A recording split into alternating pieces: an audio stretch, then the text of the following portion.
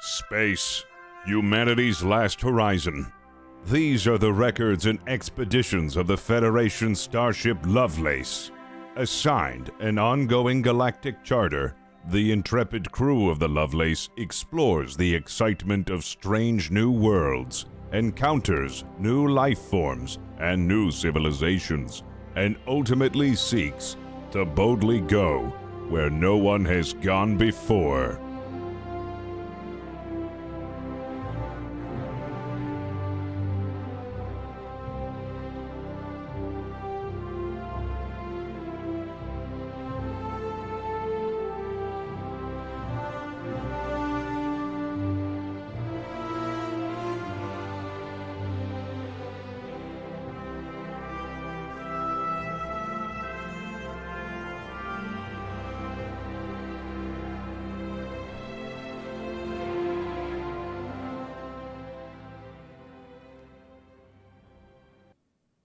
Hello, everyone, and welcome to Fable Scraps' Star Trek Adventures Lovelace. My name is Nicotine, I'm the DM for this show, and if you're listening to this show on podcasting apps such as Spotify or Stitcher, just know that we record this show live on Twitch every Tuesday at 3 p.m. Pacific, at 6 p.m. Eastern. You can catch up with all of our latest Twitch news on Twitter, at Fable Scraps, or on Discord. fablescraps.com/discord. We upload our VODs to our Twitch channel, and they're also on YouTube as well. So be sure to check those places out if you want to catch up on our past episodes. Star Trek Adventures is a wonderful show which involves the live audience here on Twitch who can affect the show in meaningful ways through the clever deployment of donations in exchange for threat or momentum. Threat is a mechanic that the DM may use to introduce some complication to the crew of the U.S.S. Lovelace. Momentum, on the other hand, is a pool of points the crew may use in order to gain more information or to make a re-roll. Without further ado, I just want to thank the Twitch audience. You guys are wonderful. Thank you for the subscriptions. And go ahead and start introducing everybody. So, first up, we've got Fist of the Walrus. Hello. Oh, sorry. If Fist of the Walrus? If Fist sounds good, press ones in chat. Sorry. Go ahead. It's all Fist. good. I'm just really excited that we're doing the pirate episode again. I really enjoyed the last one. Well, yeah, I'm Fist of the Walrus. I'm a roleplay streamer here on Twitch. Recently been playing My Summer Car. It's been an interesting journey, but yeah, you can catch me over at Twitch and Twitter at Fist of the Walrus. Awesome. Thank you, Fist. Next up is Lock the Raven. If Lock sounds good, press twos in chat. Hi, everybody. I'm Lock the Raven. I'm a variety streamer on Twitch, and you can also find me on Fable Scraps' other show on Fridays, Doomlore, a Warhammer 40k story. Find me on Twitch and Twitter at Lock the Raven, spelled like it sounds. Awesome. Thank you, Lock. Next up is Aaron Black. If Aaron sounds good, threes in chat. Hello, everybody. My name is Aaron Black. I'm an author that recently published a cyberpunk detective mystery novel. If you want to know more about that, you can find me over on Twitter under Aaron B. Writes. And that's me. Wonderful. Thank you so much, Aaron. Last but not least, Enovan. If Enovan sounds good, fours in chat. Hello there, I'm Enovan. I'm a partnered streamer here on Twitch. Typically, I stream GCRP, but sometimes I also stream some variety games as well. Awesome. And that's spelled ENEVUN. Perfect. Thank you so much. All right, it looks like everybody sounds good. So, I think we're gonna just go ahead and get right into the episode here today. Today's episode starts under tense circumstances, not the kind of circumstances that are immediate, not that are some kind of dire faced threat, but the kind of circumstances that a crew may find themselves in after weeks of being deployed to the neutral zone. Tensions with the Romulan Empire have reached an all-time high. Xenophobia is rampant, even among Starfleet, and the crew of the USS Lovelace has been dispatched in a holding pattern to the neutral zone, a piece of space that is situated near the border of Federation space and Romulan Star Empire space. Does Starfleet Command expect a full-blown firefight in this Cold War? Probably not, but brinkmanship is necessary. And so, to that end, the Lovelace has been here for the last several weeks. The crew is anxious. The bridge crew has decided, in a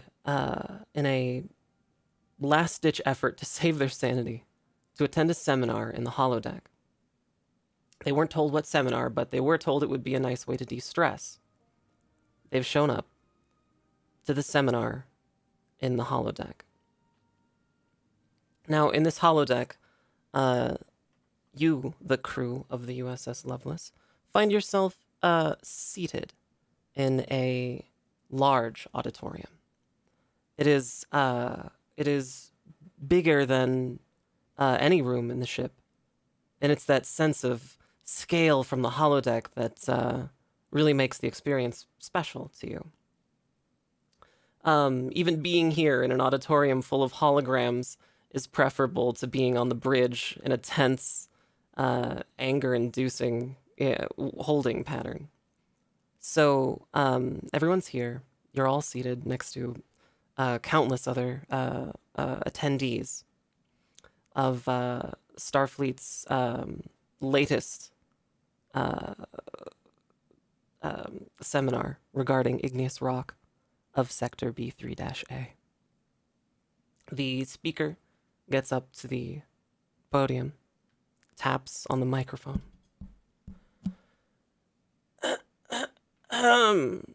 Now, if you'll all just look under your seats. Go on. You'll find nothing there.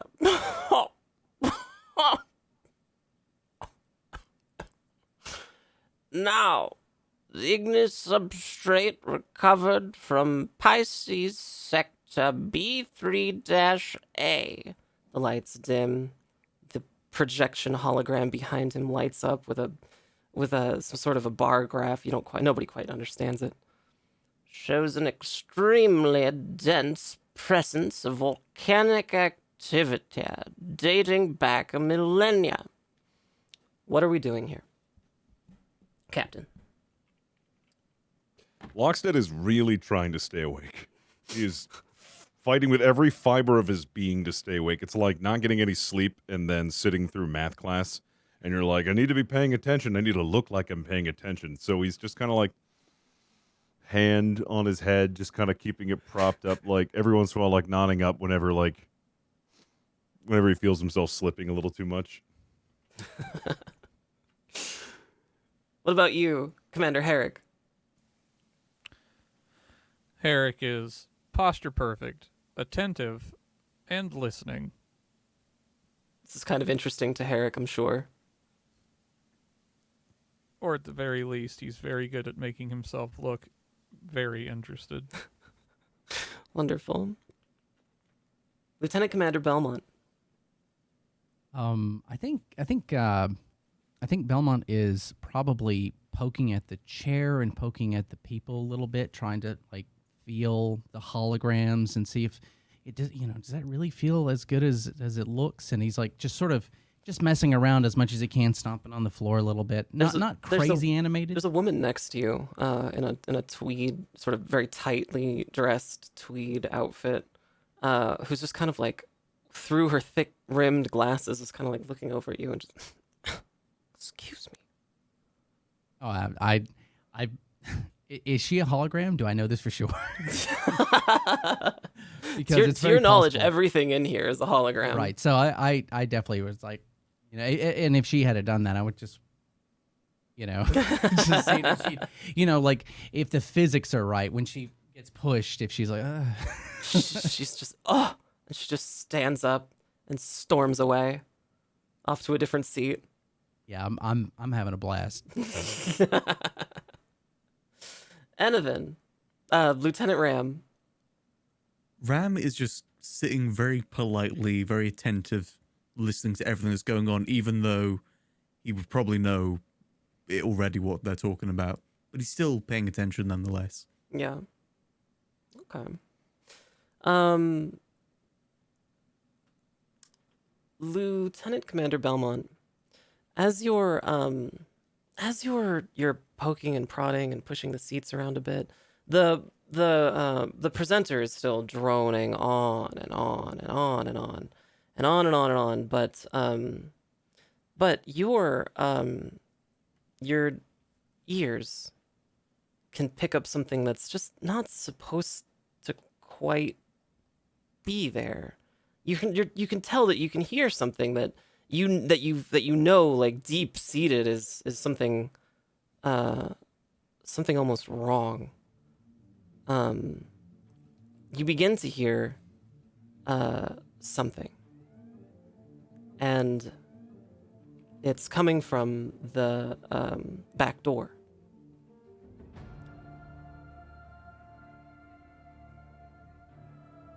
I think if it's noticeable enough that it's really, that I'm really picking it up, and it's not just something internal that playing songs in my head. It is kind of annoying you, but you can't quite tell what it is.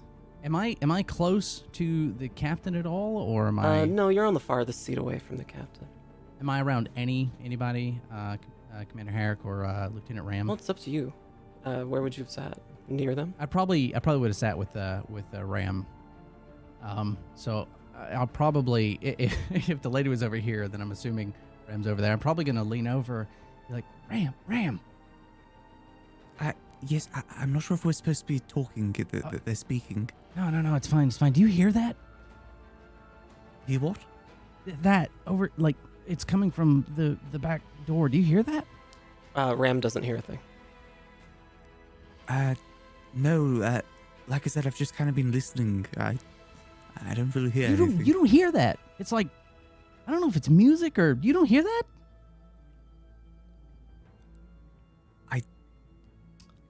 I don't know what you're talking about. Herrick, you're muted. No, I know. If Herrick was able to hear it, he would just plainly turn and look back towards the source of the sound.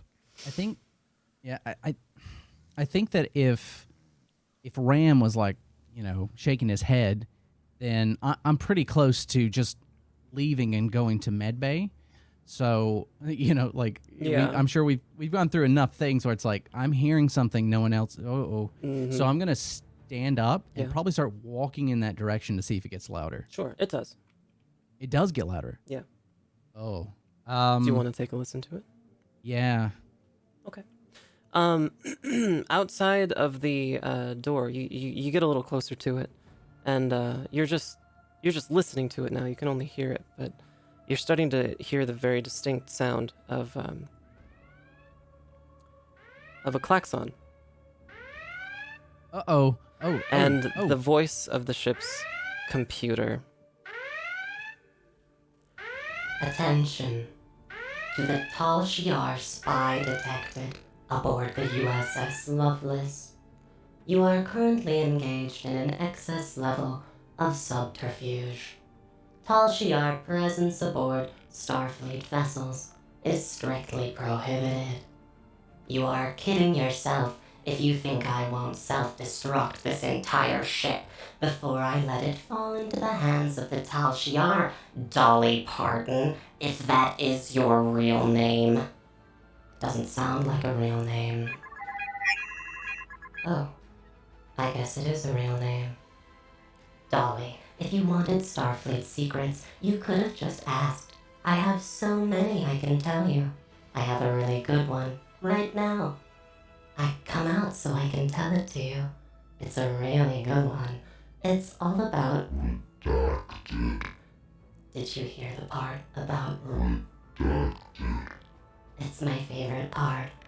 Come out, wherever you are. I think I probably stood there and listened to that like trying to decide between running to the captain but also continuing to listen. Probably towards halfway through it, I would have bolted towards the captain. Be like, Captain. Yep. Yes. There's an emergency. Yes.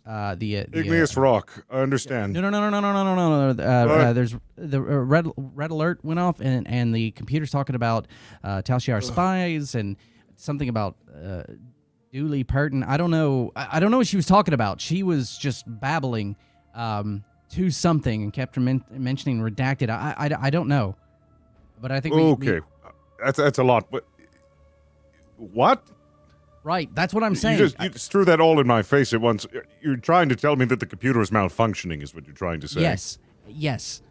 Maybe. I don't know, but it is. Captain, you're receiving a communication on your comm badge. Hello? Captain, this is the computer. Do not be alarmed, but one of the crewmates aboard the Lovelace is either a Romulan spy or has recently received an unauthorized haircut. In the interest of safety, I have overridden all commands in order to lock every room aboard the Lovelace. I will be devoting all of my spare processing power to rooting out the spy for you, Captain. Don't worry your beautiful haircut about a thing. Have a distraction. I'll be back soon, so soon. No. Can't cancel that. No, cancel that. The room around you, the auditorium full of holograms, the presenter, the boring presentation, the walls, the door, everything around you becomes a black void. And the four of you are standing in the middle of it, suspended in space. Slowly, you begin to see and hear something else.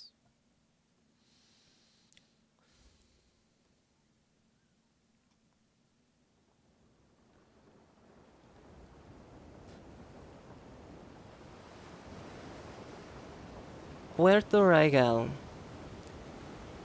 is a 1710s pirate enclave, a very common retreat into the holodeck for Captain Lockstead. Here, the crew of the Lovelace are mercenaries, sellswords, in the employ of whoever has the highest pay. The crew is currently walking through Puerto Regal's outside open-air marketplace. The marketplace is pretty big. There are a lot of people. There's a number of vendors, but holding in your hands, Captain Lockstead, is a scroll, and the party is now. It's up to you. It's up to you guys what you want to do. I'll definitely investigate the scroll that I have to see what that's all about. Sure. Does anybody else want to do anything here?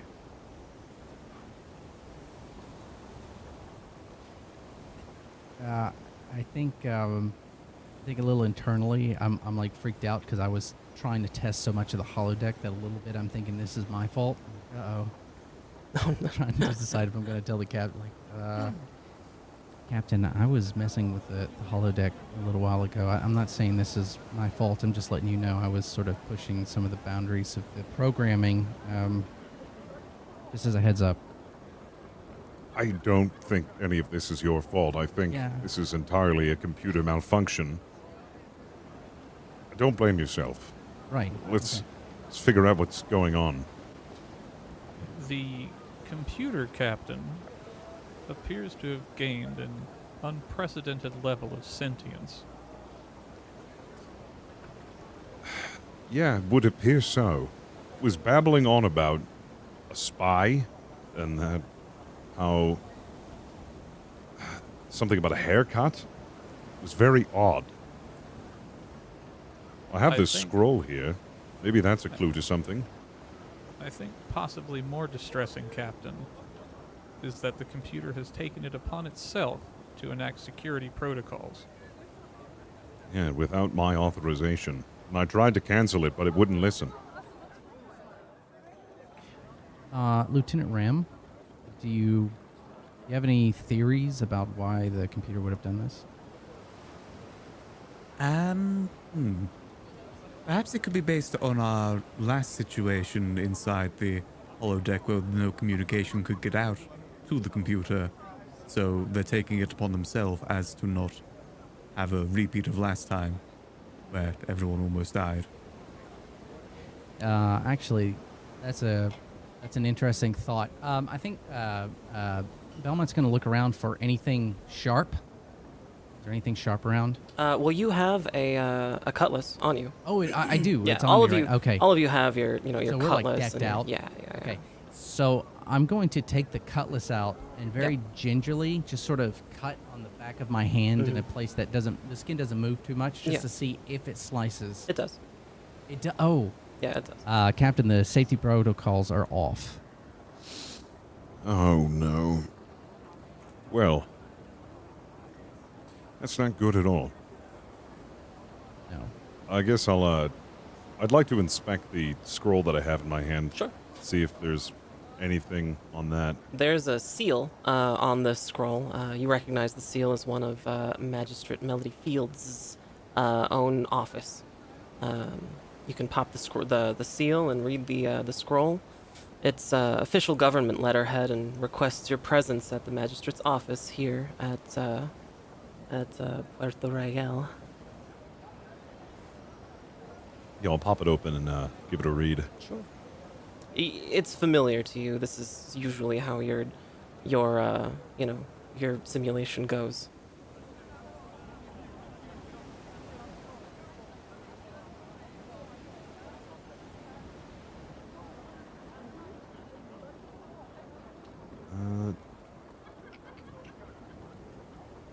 Well, it doesn't really seem like anything's really changed. This is a normal simulation that we usually do. Right. Could it be like the last time where we had to accomplish something before we were allowed to get out? Maybe that protocol is in there somewhere. It wrote it itself. Unless we get any more information, I'd have to assume that it's very possible. Now, why would that protocol exist? Would that be something that's something that's always existed, or do you think Well, the computer is now making protocol for itself?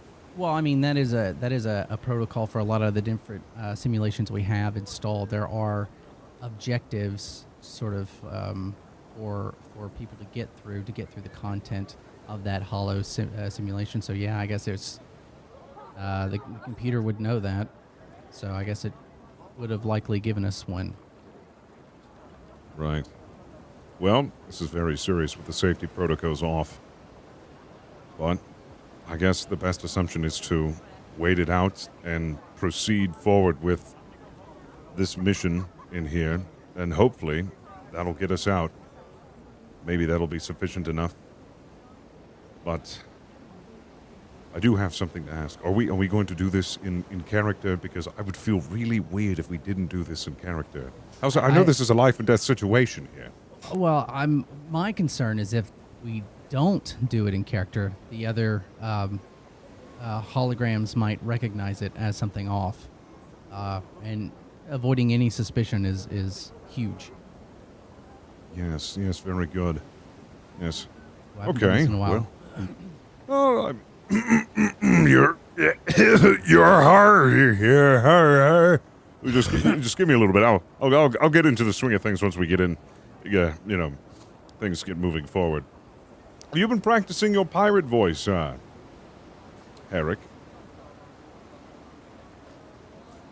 No, sir. Oh, come on, Herrick.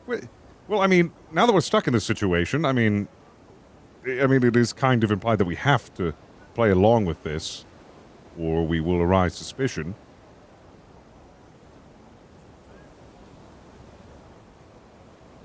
Sir. That's the spirit. You have to make the best of a bad situation. I'm becoming increasingly familiar with that concept, Captain. It's, as long as you use the correct terminology, I think that should help along. And if anything happens, just be prepared to put a little gruff in your voice, just reach for the back of your throat and you can do that. Sure. I'm sure that's a Vulcan thing. I can't imagine that's too difficult. I've seen an angry Vulcan. They can growl. Herrick just kind of stares at Lieutenant Belmont until his story just sort of peters off, and then he just resumes looking over at the captain. Well, we haven't any time to waste. We should proceed forward into the town and, follow the mission as we always do. Certainly. Right. So, the party is all moving towards the office, the government office from the Royal British Navy, where you know to be the location of the Office of Magistrate Melody Fields, your point of contact with the Royal British Navy. You've been here many times, Captain Lockstead. The rest of you, not so much. You can knock on the door on this pier here, this oceanside building, with its gilded floral signets everywhere, denoting that it's like official. But you have made it here. You're here. I'll try to kick down the door. Kick down the door. Give me a roll. I'd like to see a roll. Let's do let me grab your sheet here. Let's do fitness and security, I guess. Fitness and security. Okie doke. And is that with a difficulty? Difficulty of none, and task roll of 2. Okie doke.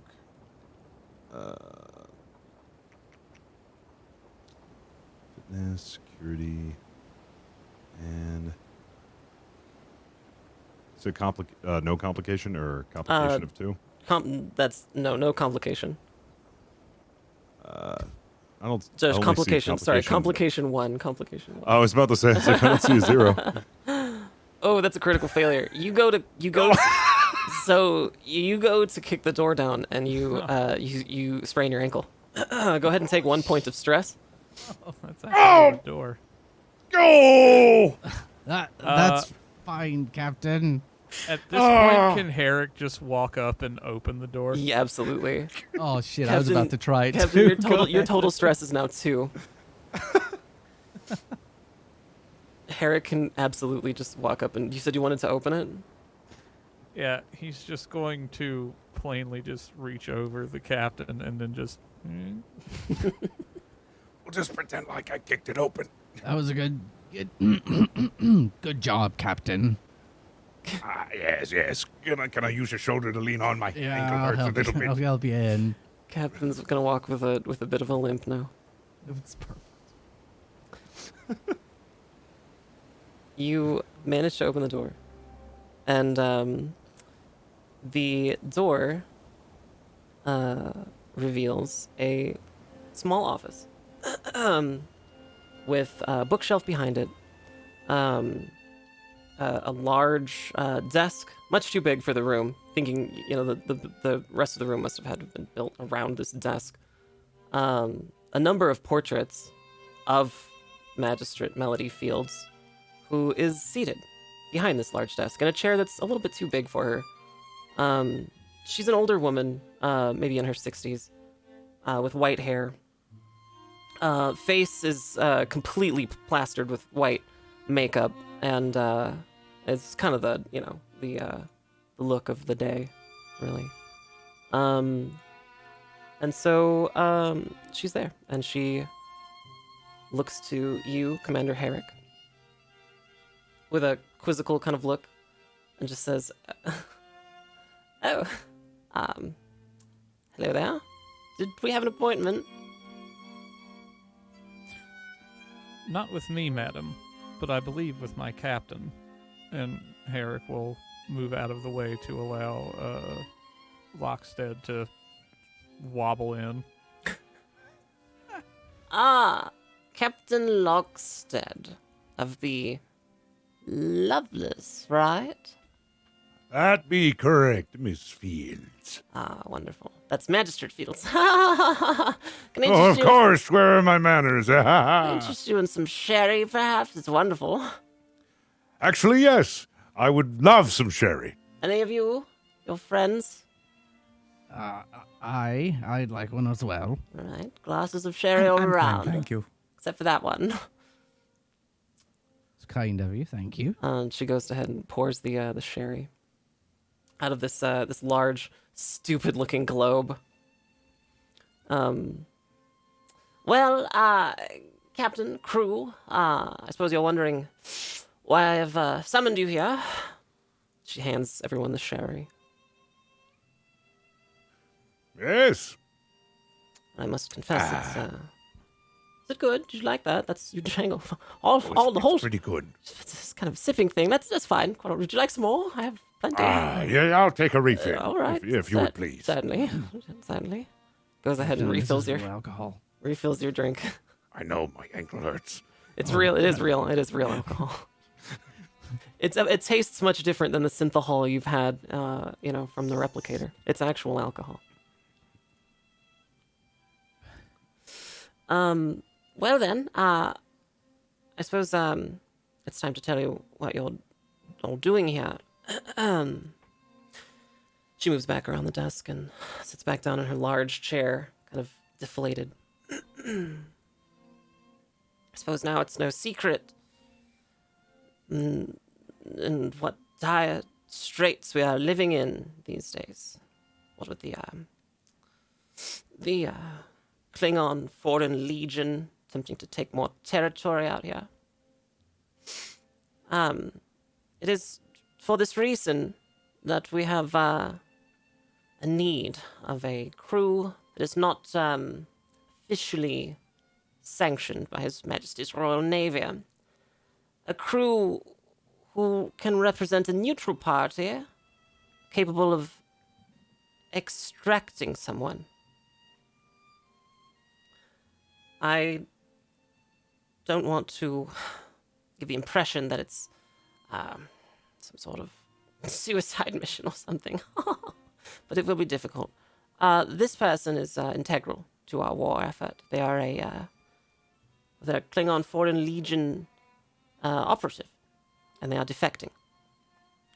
They are aboard a vessel. I'll give you the information for it and its location, but your job, should you choose to accept it, will be to rendezvous with this vessel, extract this Klingon Foreign Legion operative, and bring them safely back here to Port Ragel. Is that satisfactory for you? It's quite a large sum of money. Huh? You called upon the best crew for the job. We'll accept. Oh, thank you. Thank you so much. The Admiral will be so pleased. Might even get a raise. All right. Well, the vessel is called the Quebecois Moreau. It's located at these coordinates. It's near the this zone, this neutral zone, near the Klingon Foreign Legion territory. So I'll just have you requisition this operative, bring them back here as soon as you can. All right. Consider it done. Any questions? Any questions? Anyone? Can I have that bottle of sherry? You may have as many bottles of sherry as you'd like when you come back with the operative. It's very expensive sherry. Drank it all in one sip. Gotcha. I understand. Oh, just very good sherry. Yes. All right. Well, pip pip, everyone. Enjoy. Have a good time out there. Please don't die. You can Oh, count yes. on us, Yaha. Yep, we'll make it back in one piece. Oh, wonderful. That's for sure. Wonderful. Well, cheerio. Yes, cheerio to you too as well. And Yar. Oh, one more thing. That's Captain, you will have a support vessel joining you. The HMS Maria.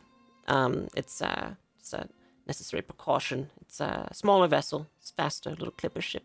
Hopefully, if anything goes wrong, you can just abandon ship and, take the Clifford to safety. Well, hopefully we won't be needing it, but I appreciate the support. Lovely. All right, well, bye-bye, everyone. Toodles. Farewell. Toodles as well. She goes back to Captain, writing papers. Captain, do you need help getting out, or can you put some weight on your ankle? I think it's getting a little better, but, just for now. Can I rest on your shoulder just a little bit? Yeah, sure. Just, I'll prop. There you go. All right, let's go. I was trying to be cool.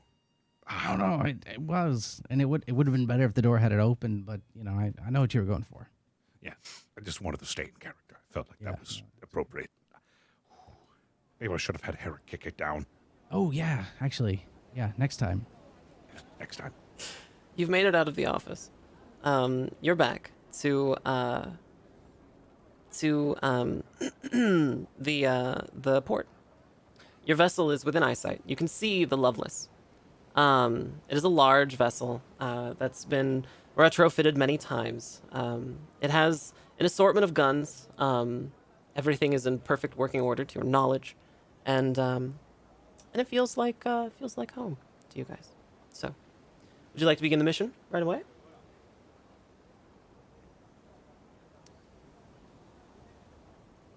So, what are you thinking? You want to peruse the market, or do you just want to get right to it? I How you feeling, crew?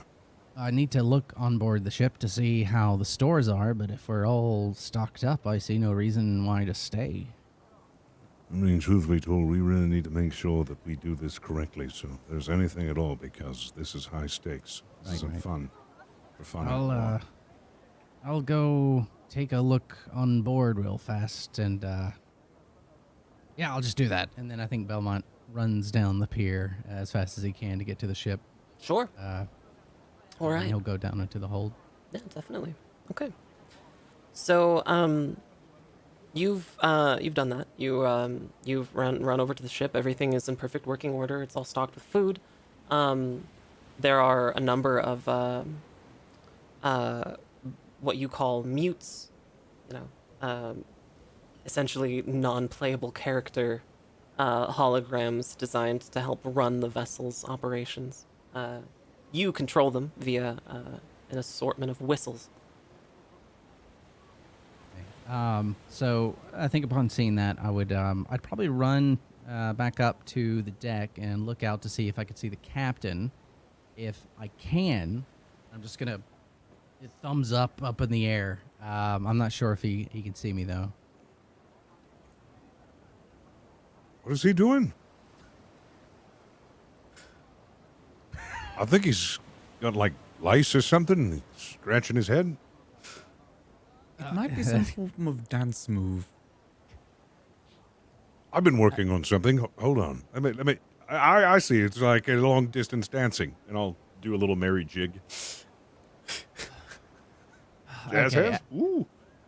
At this, I'm gonna run down the gangplank and get back to the pier, and then run back down. Be like, I was trying to wave you down, Captain. The ship's ready to go. We've actually have a lot of stuff on there. I mean, it's stocked up, so we're pretty good. I don't know if there's anything else we need. Yes, very good. Very good, very good. Nice dancing, by the way. We'll save the dancing for later. Aye, Captain. All right, well, let's get to work then. Onto the ship and get the mutes in their places. Captain, I've been working on the whistling thing. What do you... Keep practicing. You almost got it. Okay. Just a little more, purse your lips, just a little more like... Yeah, but don't go. That sends them all off the ship. Don't do that. I look at the ship just to make sure they didn't all run off. It didn't. Luckily, it did not. I'll keep working on it, Captain. I'll... Very good. You'll get it. Don't worry. We'll practice this later. All right, let's embark. All right. Always wanted to say that. Everybody makes their way to the ship. It's a large vessel. It doesn't look out of place here in the docks. It looks much like any other mercenary vessel. It flies a red flag, and is beholden to no one country. As the crew boards the vessel, the mutes begin to make way. They hoist the anchor and await your command, Captain. You have the coordinates for this vessel, the Quebecois Moreau. All sails down, into the wind. Expertly. We set sail. Expertly, the mutes roll down the sails. And who's on helm? Is it Lieutenant Ram? Yeah, Ram Ram will will be be on on helm. Ram is steering this with expert precision, right out of the dock here. Go ahead and make a roll for me, Ram. It'll be Happy a control. control and con. Complication of 2? Complication Successful of 1. This is easy for you. 1. Okay. Perfect. Yeah, that's easy. Full for me. success. Ram is excellently steering this ship right out of the dock. You make way in record time, and your heading is all locked in. You're ready to go.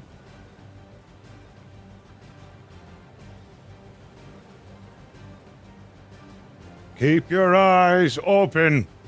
We see that ship on the horizon. I want to be the first to know.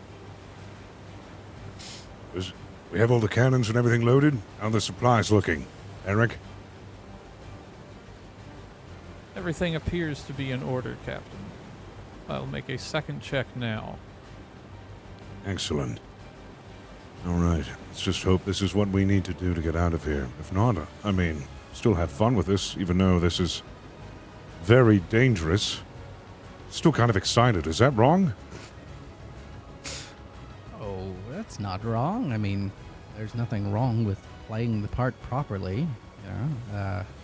Actually, speaking of which, I probably, as the cook, should go make something. Right, I'll go do that. Actually, going below decks, I'm probably going to start chucking things into a pot. Sure. Just not really trying to make anything specifically. So, what's around? There's hardtack. There's a lot of hardtack. There's some breads. You notice some assorted alcohols. There's a couple large casks of what you know to be some lightly alcoholic beverage. Okay, I'm probably just putting all that in the pot with no idea of what what I'm really supposed to do. So I'm just Wonderful. Herrick, are you on the top deck? Once Herrick has made his rounds Mhm. and made sure the cannons are ready, Mhm. he will be on the bridge with the captain. Cool. Okay. There's a podium behind the helm, and off to the side a little bit. This is your podium, Commander Herrick. You command every tactical operation aboard the Lovelace from this podium through a series of whistles, and everything, to your knowledge, is in perfect working order. Herrick, you notice a green flare off the starboard side. It's near, and you see the green flare. Captain,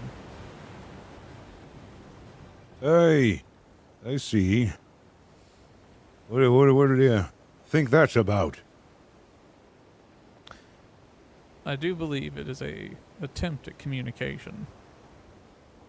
Oh. I see. Perhaps we should return a green flare in kind. All right. Send off a green flare. One of the mutes sends a flare. It'll be a green one for the sake of argument. Captain, you have in your possession a spyglass. You may choose to look at the direction of that green flare if you so choose, or you can make someone else do it. I'd hand it over to Ram and be like, "Why don't you go ahead and take a look at where that green flare's headed? You got better eyes than me." Right away. Would Ram have a spyglass? The only spyglass that any of you have is shared between the captains, so it's just this one. But Yeah, I would toss it on over to Ram. If he had two of them and he's swinging through with it. Or just imagining his really good You eyesight. will. All he has to do is this. Yeah, I was gonna say, would Ram actually even need it? Ram wouldn't be familiar with its operation, but would probably use it, but definitely keep both eyes open and just use the left eye. Yeah, I was gonna say he does it to keep in line with the role play. Yeah, it's doesn't for the actually need to use RP. it. Yeah. Yeah, for the RP. He's staying in character. Yeah, He doesn't want to get banned by the computer. that's right. Computer's gonna report you. All right, so Right. yeah, you Roll you see a small clipper bearing the royal The prop work. bearing the Royal Navy's colors. It's the HMS Maria, your support vessel. It's closing in and maintaining a distance some 100 meters away. Right, I see our support vessel, Captain. If Ram continues to stand there with the spyglass on his face, Herrick will come off the podium and then just slowly push the spyglass back down off of his face and then return to the podium. Herrick, what are you doing? Captain, Yes? Oh he no, I doesn't need can no the longer see it. spyglass. Look. Look. Just. Why ruin the fun? Come on. I can't Just see let it him- just anymore, let him use Captain. Herrick becomes precisely sure that he's been punished with his assignment to the Lovelace. After a couple hours on the vessel, you begin to approach the designated coordinates for the Quebecois Moreau. It does not, however, bear the flags of a Klingon Foreign Legion flag. Instead, it is bearing white flags. It is sinking. Part of the ship is listing quite heavily into the bow of the ship is listing quite heavily into the water, and you can see a number of people, trying to bail water out of the ship. You don't see any cannon ports or any kind of defenses.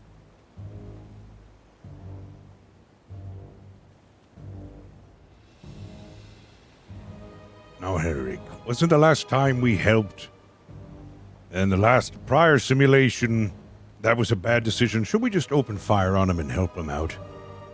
Just send him to the bottom. That was a singular man in a rowboat, I believe, Captain. Not a boat currently sinking. Though, if this is another ruse, I would have to say I would admire it.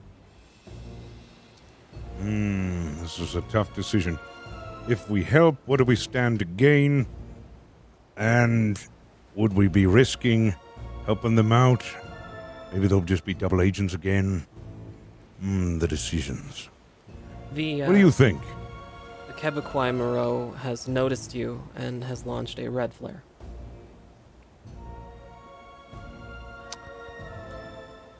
I believe they have made the decision for us, Captain. Though, perhaps, it may be prudent to just let things play out and see how receptive they are after their ship is out from under them. I don't know, I got a bad feeling about this, but fine. Respect your opinion on the matter. We'll give it time and see how it plays out. Let's, see if we can't parlay with them in this current situation, maybe negotiate terms. Fire a yellow flare. Herrick has the yellow flare fired and then reaches under his podium to give the captain a bucket so his voice will travel a bit better. Unfortunately, you're still far enough to where you wouldn't be able to necessarily shout to each other.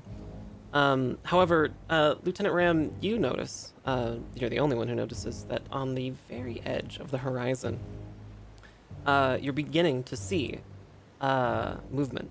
It is very slow, but it is constant, and it is a flag. It is getting taller over the horizon.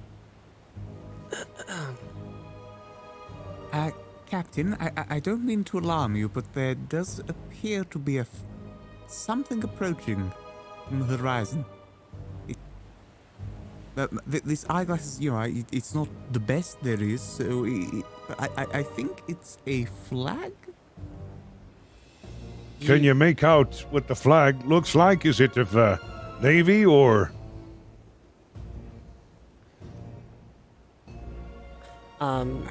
You recognize this flag, Lieutenant Ram, as the flag of the Klingon Foreign Legion.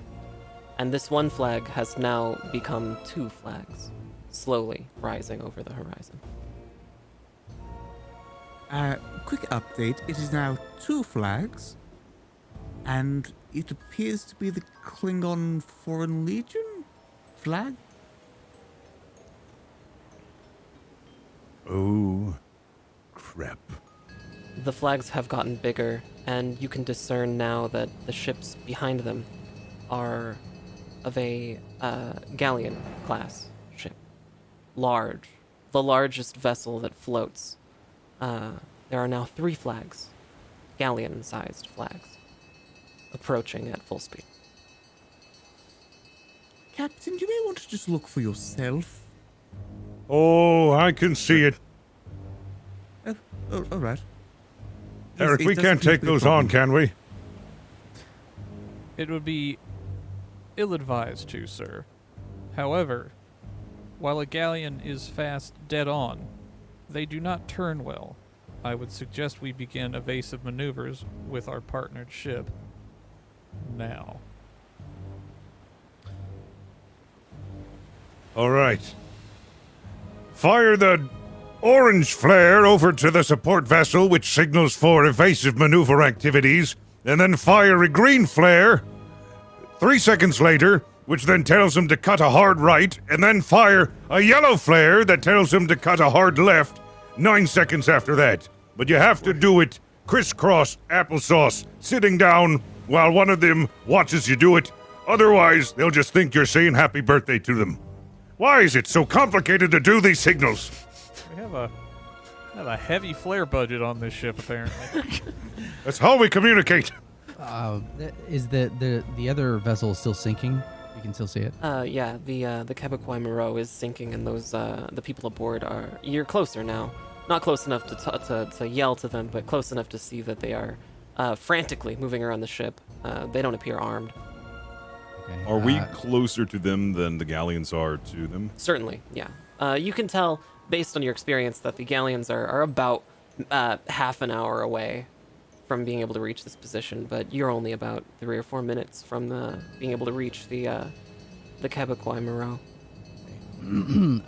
Captain, if I can suggest, if we can get alongside the sinking vessel there and just get some things ready to throw over to pull whoever we can on board, and then make way in the other direction.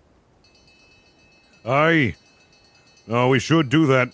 I've sent the support vessel to do some sort of maneuver of sorts to kind of, distract the galleons as they're coming through. We might have to sacrifice that ship in order to give us a little time.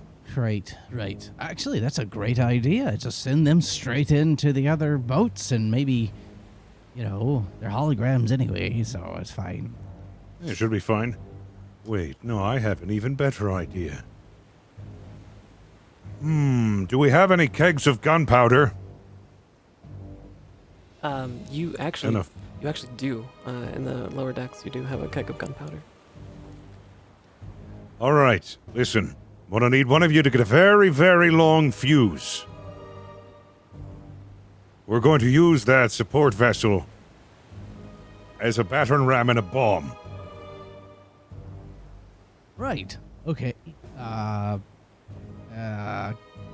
Commander Herrick, I can assist you with that. Very good. All right. Now, Herrick, I'm gonna need you to fire 3 green flares, a red flare, a purple flare, and a strawberry flare. It's different than red. That will signal to the ship that it needs to come here because we plan on using it as a battering ram and a bomb to hit those 3 galleons. As you wish, Captain. All right. While Lieutenant Commander Belmont and Commander Herrick are down in the lower decks working on the powder keg, the ship has been brought close enough, barely, to be able to hear the passengers of the Quebecois Moreau.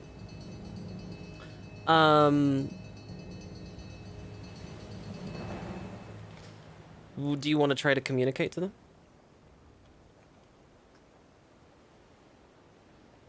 Oi! What happened?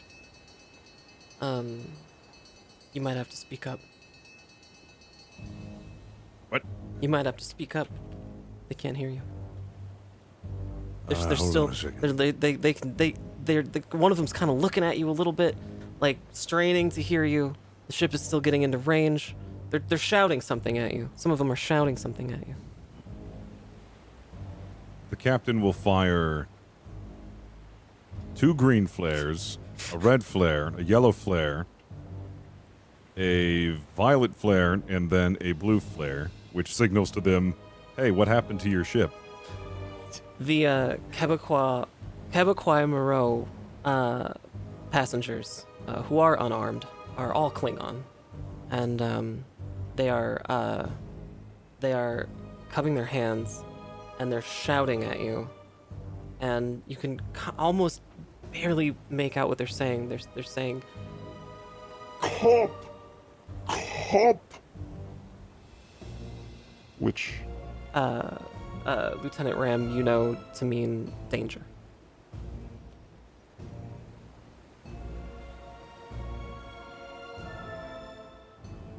What are the... Something about cups? Real fast, my audio cut out really bad just then. I'm not sure if that's mine. Oh, I had a hiccup. oh, I see. You know, it looks okay on my end. I don't know. Weird. Lieutenant Ram, you know that the Klingons are yelling danger. I believe it means danger, not cop. Danger. Yes.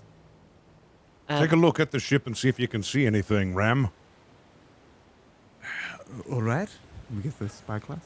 Yeah, yeah. You're looking at the Klingon, the Quebecois Moreau. It's Yes. its bow of the ship has been absolutely obliterated. You're not sure if it was from an explosion or some blunt force, but it is completely gone. The bow of the ship appears to be missing. I'm assuming that's not up to code. Missing. At Could have happened. at this very moment, there is a extraordinarily loud and horrifying sound as the ship, the Lovelace, is in its massive frame is rocked so fast that every single one of you loses your footing, falls to the ground, and everyone passes out.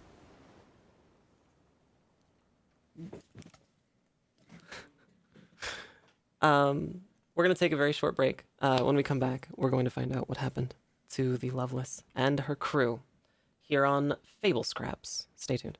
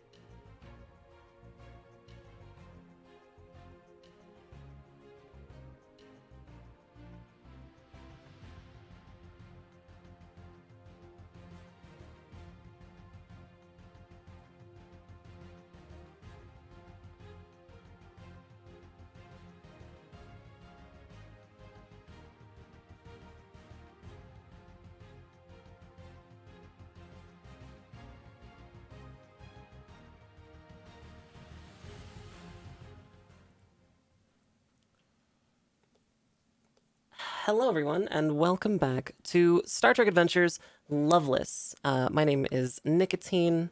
I'm the DM for today. If you're listening to the show on podcasting apps such as Spotify or Stitcher, know that we record this show live on twitch.tv/FableScraps every Tuesday at 3 p.m. Pacific. The crew of the Lovelace has just experienced an incredibly jarring experience, being on this large brigantine class vessel, and feeling the entire thing move with such a force that it knocked not only everybody off their feet but everyone unconscious. You, Captain Lockstead, are the first to wake up. Everything is dark. Everything is dark, and it's hard to breathe. You go to try to move, but your body is bound in a position almost like you're sitting like in a chair, but you can't move.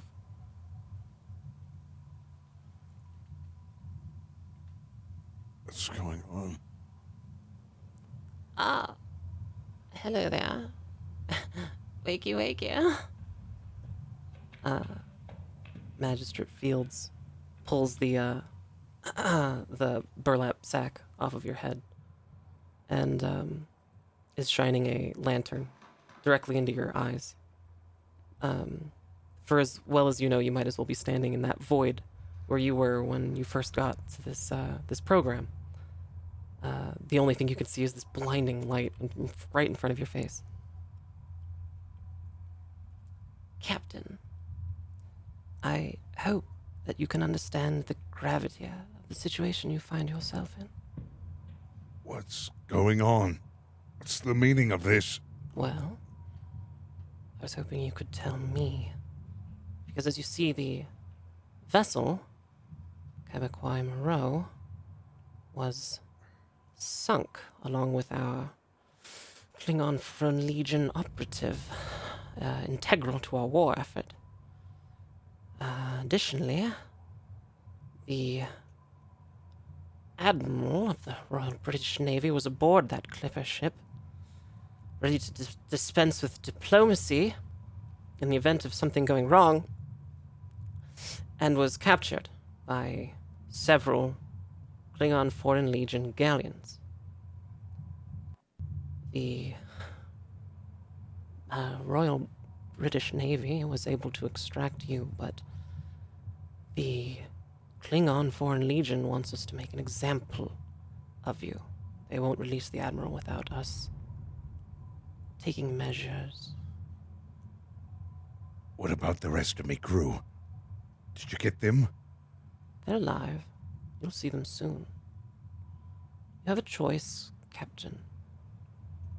You can publicly recant your involvement and attend a re-education course at our secret facility here on this island, or you may accept a hanging tomorrow morning at sunup.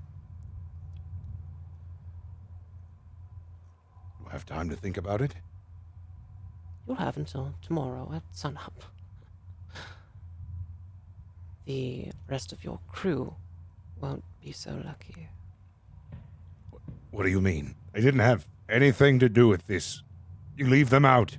Well, it's out of my hands, Captain. Whilst... I'll do whatever you ask. Whilst... Anything. Whilst the Admiral is away, I am in charge here now. And I just want you to know that we're going to have a lot of fun together, you and I. Welcome to Eagle Rock. She leaves the room. She walks out of this this room. Your eyesight's coming back to you, and you can see that it's actually a large, entirely windowless wooden room. You and 3 other people who you assume to be your crew are bound to chairs, with sacks over their heads. 3 uniformed human officers walk into the door after Magistrate Acting Admiral Melody Fields leaves and grip you by your shoulders. They cut your binds and basically carry you through the door.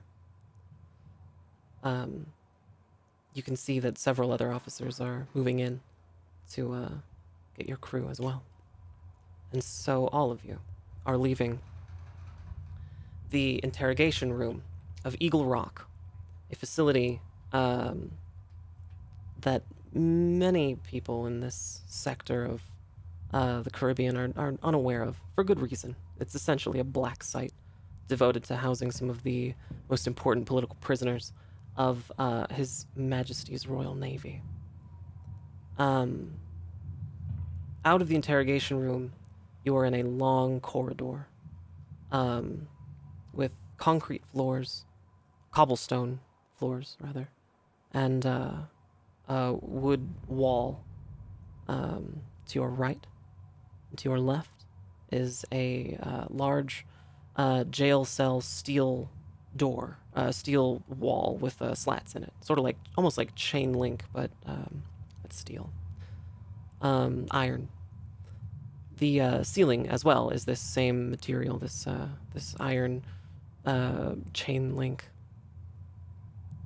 You're being carried to the prison block. All 4 of you find yourself in separate cells next to each other in a large rectangular room. It is 3 stories tall. There are cell blocks on all of these floors, and as you walk in, the rest of the inmates are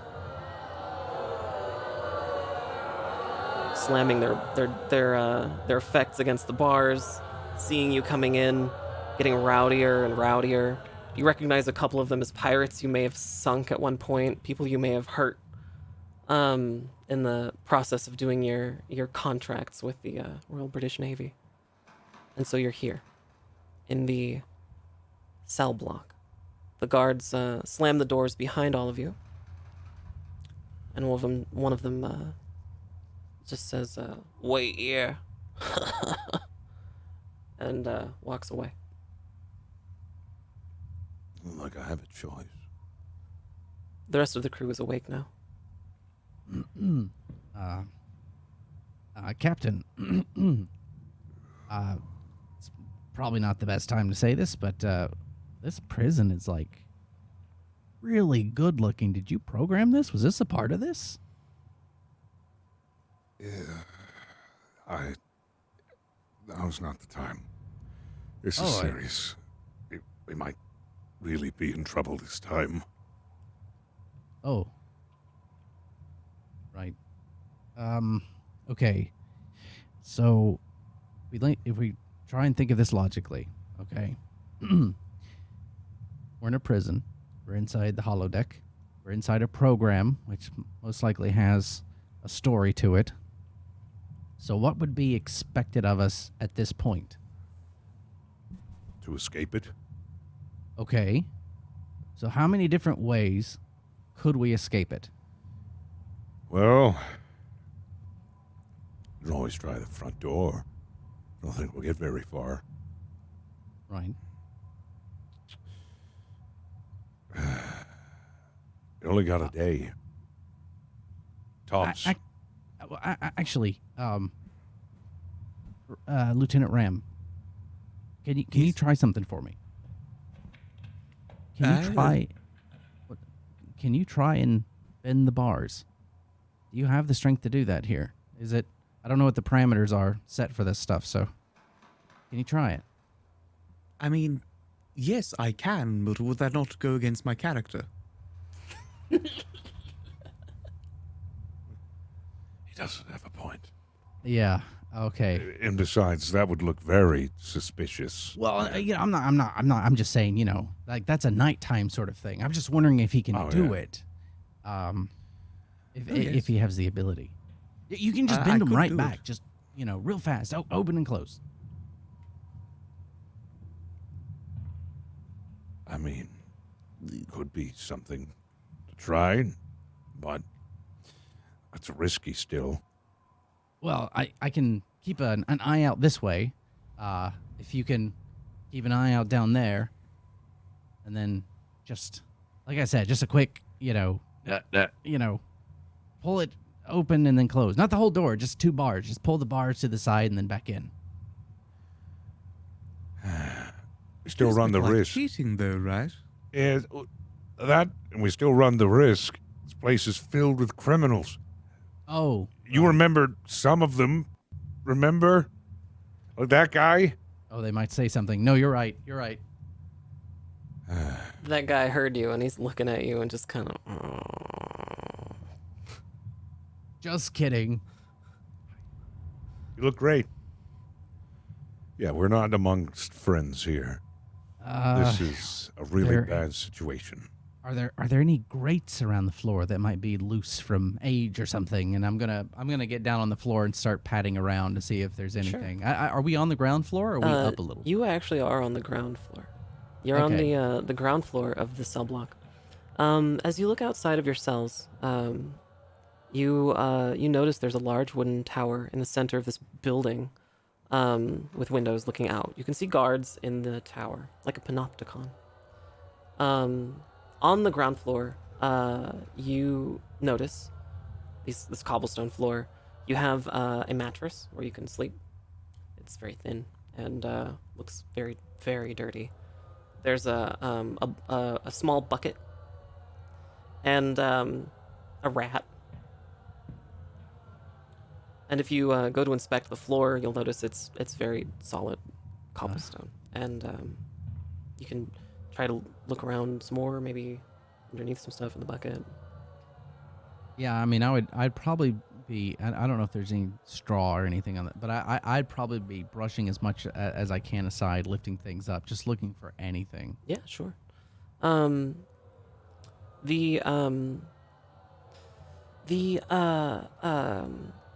The bucket is entirely empty. It's just a bucket. It smells very bad, but it is there. The mattress, however, when you lift it up, you notice that there is a small lockpick underneath it. Ooh, I'll probably react pretty quickly to that. Now I'll put my hand over it and just slowly pull it over and try and tuck it into my sleeve as nonchalantly as I can. Sure. And then I don't know. So are we all in separate cells, like one next to each other? Yeah, you're all in separate cells, but you are next to each other, and you can reach through the bars to give things to each other. But you're all in a row. Then who am I next to? You're next to it's Captain Lockstead, Commander Herrick, Lieutenant Commander Belmont, and then Lieutenant Ram on the end. Okay, so I'm probably going to walk over to Commander Herrick and Herrick, come here.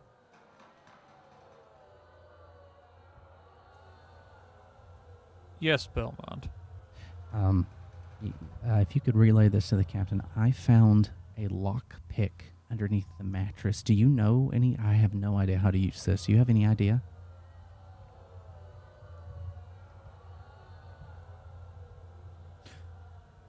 Herrick would just quietly try to palm the lockpick from Belmont, if at all possible. Sure. I would reach through and I'd sort of gesture that it's in my sleeve. Yeah, just go to pretend shake his hand or something and. Yeah, that's fine. That's something that's well within the a security officer's ability. Palm a lockpick, and you'd know how to use it too, even though it's old and obsolete. You'd still know what it is and how to use it. Yeah. Okay. Cool. So, Commander Herrick, you now have a lockpick. The rest of you are startled by a loud bell. The one of the guards that's inside this cell block just kind of really loudly proclaims, "All right, it's feeding time," and half of the cell block doors open automatically along the opposite side of the wall. You notice the bulk of the angry prisoners have gone silent. And they are very haphazardly trying to form a line outside of their cell doors as the guards walk around, kind of making sure that they're all staying in their place. They march them, single file, down the stairs or along the first floor, out the big double doors into that cage area, the cage corridor. There's a short period of time before the guard looks over at you and says, "All right, for this lot, it's free time. Enjoy your hour." The doors open up on your side of the jail. It is only the four of you that you can see on the bottom floor. You hear some footsteps above you, but you only see yourselves. And you, what do you do? Gather around, crew. Right. I have an idea. Okay. Have you ever heard the expression, the enemy of my enemy is my friend? I have.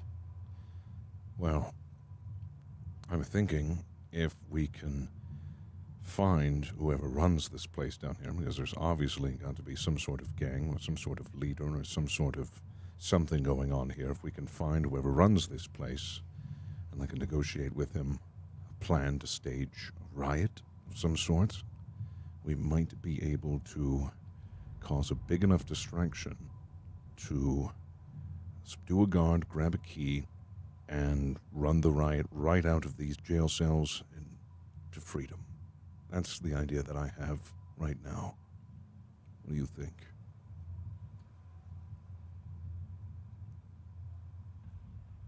I like the idea as a distraction, but I'm not sure how far it could take us, because we'll have to assume that a guard will have a key that'll get us outside.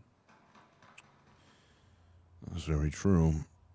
Unless we can find a weak point around here that we can exploit during the pandemonium and no one will see us escape. Okay.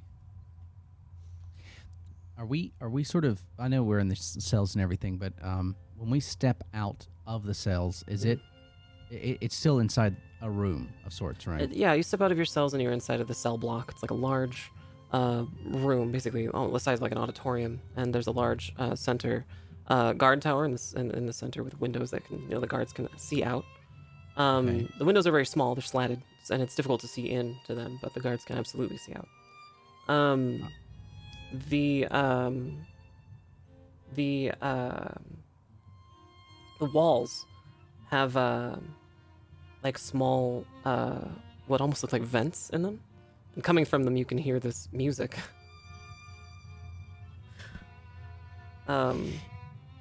Yeah. Okay, Captain, what if we take the magistrate hostage? She's here, right? Is she? Well, That's she where must the be around music's here. coming from, huh? If we can get to her and take her hostage, we might be able to get a ship and get out of here. I don't know if that'll meet whatever the criteria is for this holodeck program. I think so long as we escape, that's all we need to do. Taking her as a hostage would be a brilliant idea. So, plan in full, make a distraction, break into Miss Field's room, kidnap her, then make her escape. The only other problem is finding whoever would be a gang leader here, because we're sort of all alone right now. Well, maybe we don't need to, per se, make a negotiation with a gang leader.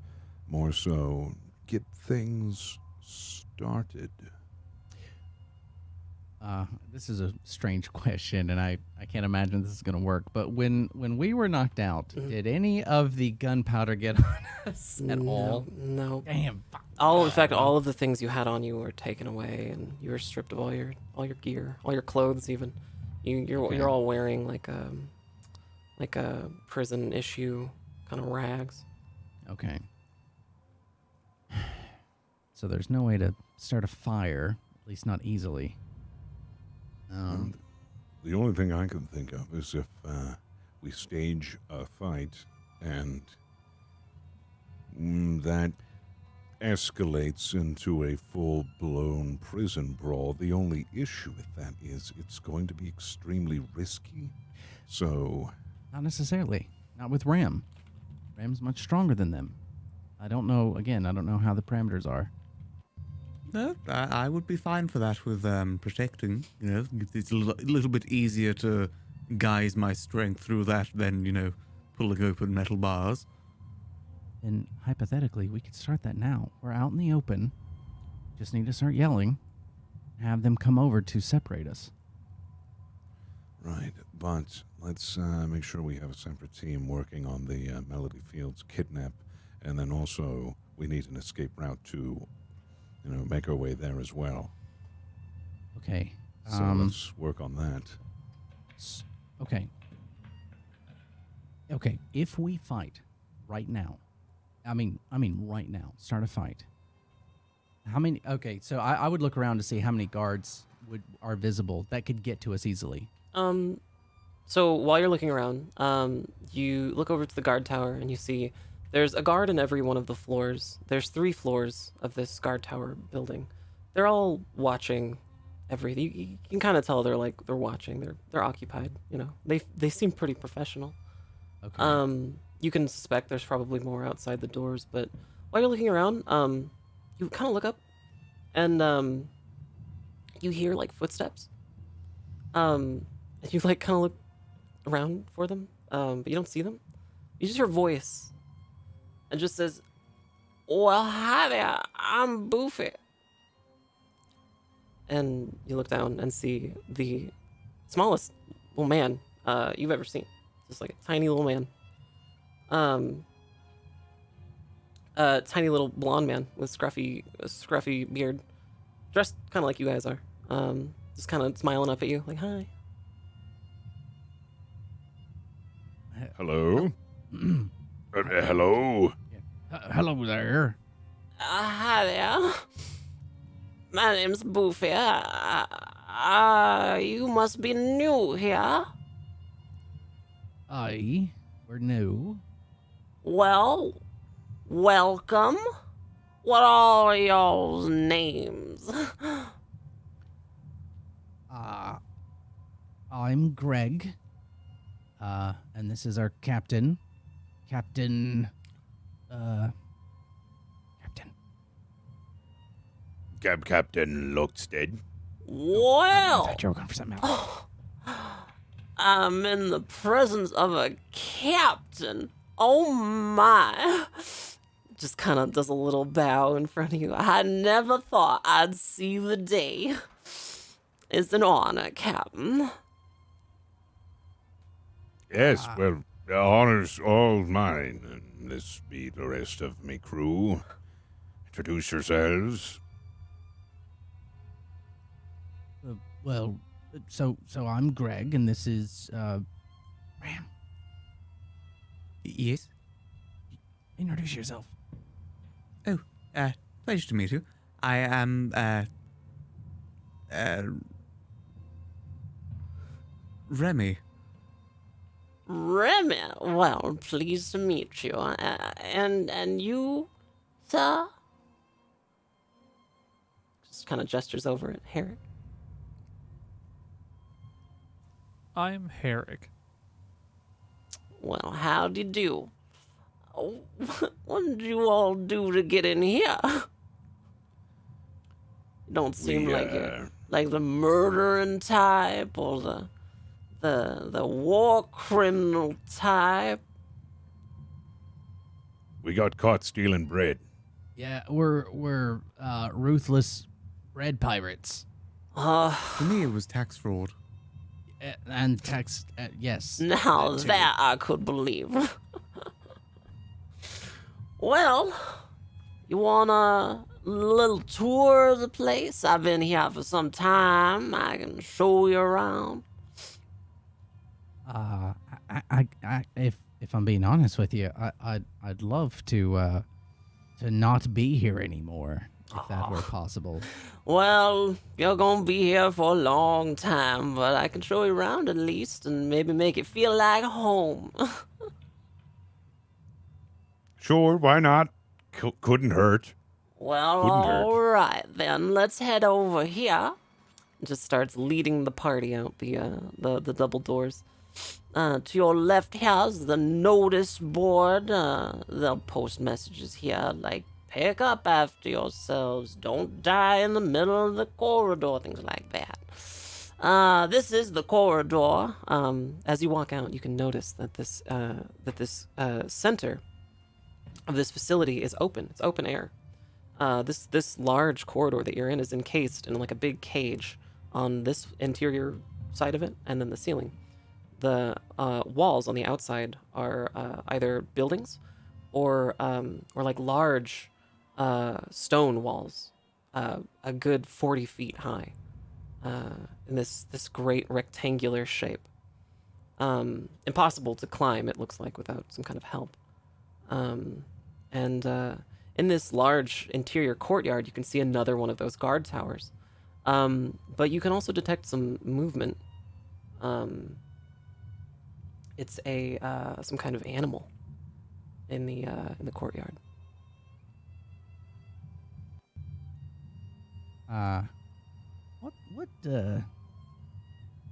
What's that over there? I can't quite make that out. Well, oh, that.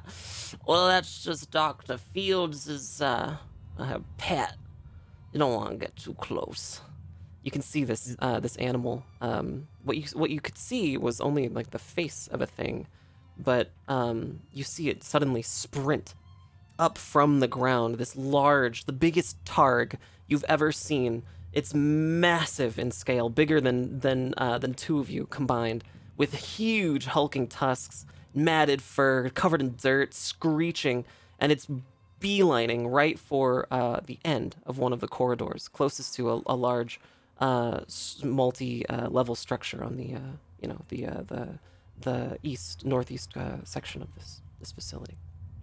You see it run faster than you've ever seen any kind of terrestrial creature run, and it finds its way to a cooling acting Admiral Melody Fields, who's got a large hunk of meat. She's feeding it through the bars. You can hear the voice of Fields just kind of in the distance, like, oh, Dr. Snuffles, ow, ow, ow. You don't want to get close to that thing. Oh, no, I suppose not. Has a little nest, though. You can see from all the people it's eaten. You can see where the targ was kind of partially covered in the dirt. There's like a bunch of little items over there, little trinkets.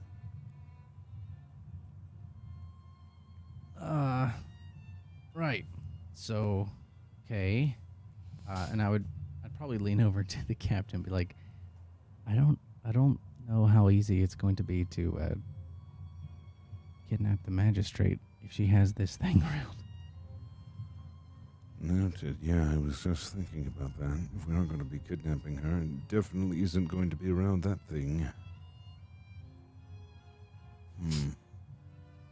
But did you see its nest? That might be useful. Might be some trinkets in there. If we can just get its attention.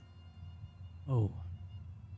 So from where we are, could we get there? Is it completely enclosed in a way, or could we actually make our way over to that?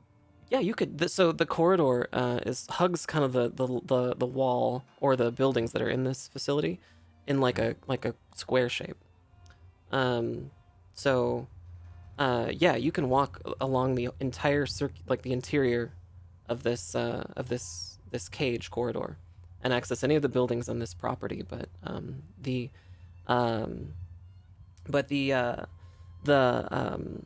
the main entrance hall is all inside. It's where the cage corridor kind of ends and goes inside of a large wooden building.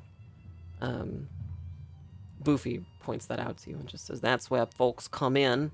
You can still get around though. You know, the whole corridor meets up in there. There's a library. If you're interested, you can read. You know, you can read and wanna do some of that. I can't read myself, but they have books, lots of books, all kinds of books, pictures in some of them. It's kind of nice." Over there where Fields is, you can see there's the school. Lots of folks come into that school and come out kind of different. You know what I mean? Boofy gets kind of quiet and just doesn't want to talk. You kind of tell doesn't want to talk about it very much. There's a workshop, but it's not done yet. They're still building it over there. There's a chapel. If y'all got praying to do, I don't know if anyone's dying soon, but if you want to make amends, there's that chapel right over there.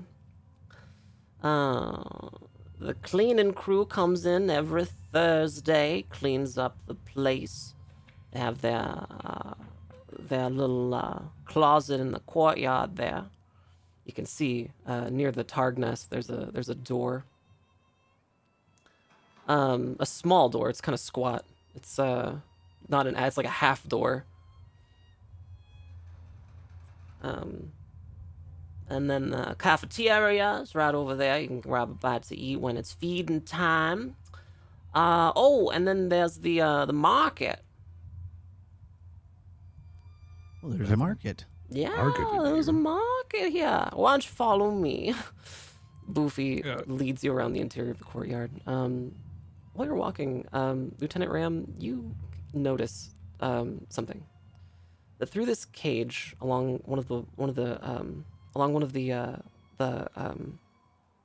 large exterior stone walls, there's something that sticks out to you, and only you, because it's so small. It's about the size of a postage stamp. But it's white, and it's stuck to the wall like a poster almost. You can't quite make out what you feel. You think there's something written on it, but you can't quite make it out. It's a little too small and a little too far away. Can I get closer? Yeah, you can. We're walking towards it now. So as Boofy's pointing things out around you, you're getting closer, and you can see this postage stamp thing. You haven't pointed it out to anybody, but as you get closer, you're noticing that that your eyes are detecting some kind of like pixelation on it. It's looking like it's shifting or changing a little bit with your perspective. Yeah. So Boofy's walking you towards the school where Fields was feeding that targ.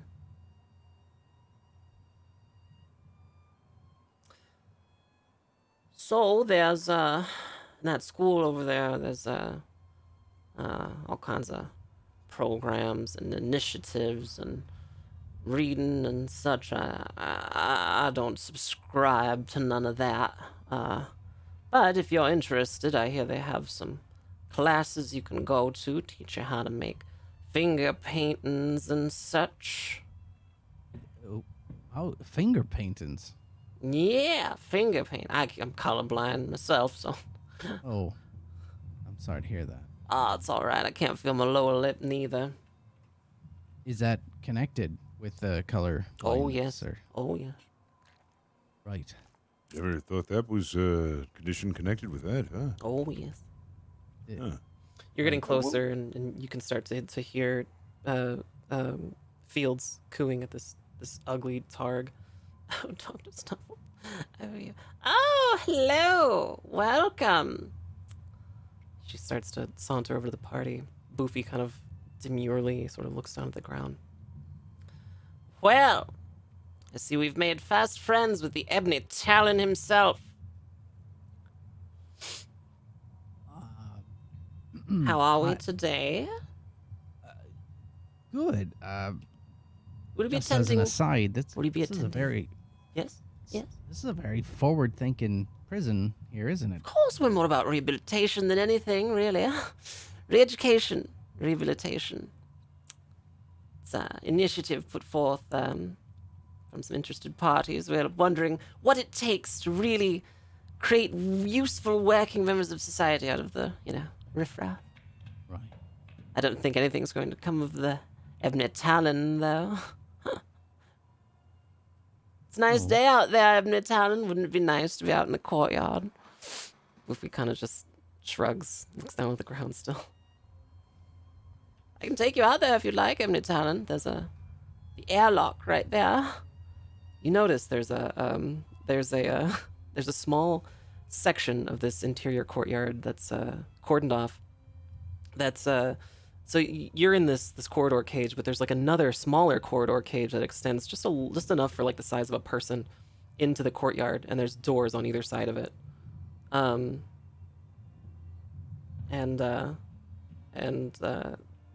You see Boofy like looking over it and just kind of, no, I don't want that. Oh, you sadden. All right then. Well, if any of you are busy, you're more than welcome to join the classes here or continue whatever it is you do. I do hope I'll be hearing from you soon, Captain. We'll see. We'll see. Have you met Dr. Snuffles here? This is very good Dr. Snuffles. He's a surgeon, aren't you, Dr. Snuffles? The thing is drooling and slobbering and screeching. There's so many teeth, too many teeth. It's so pointy in all the wrong places. Oh, yes, I've seen his work, too. We've been using some of the loose little bits from him for our surgeons here at Eagle Rock. It's much sharper than anything we could make ourselves. Isn't that right?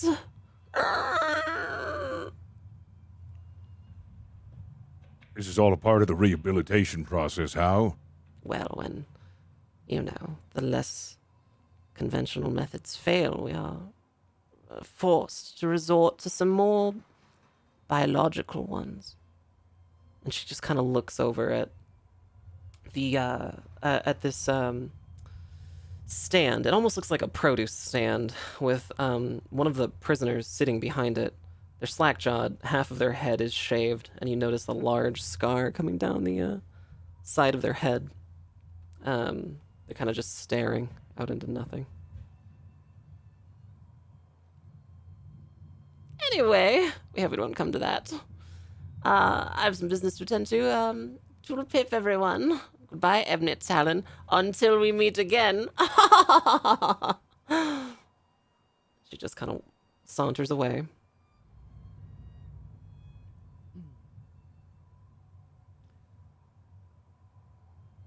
So, Captain,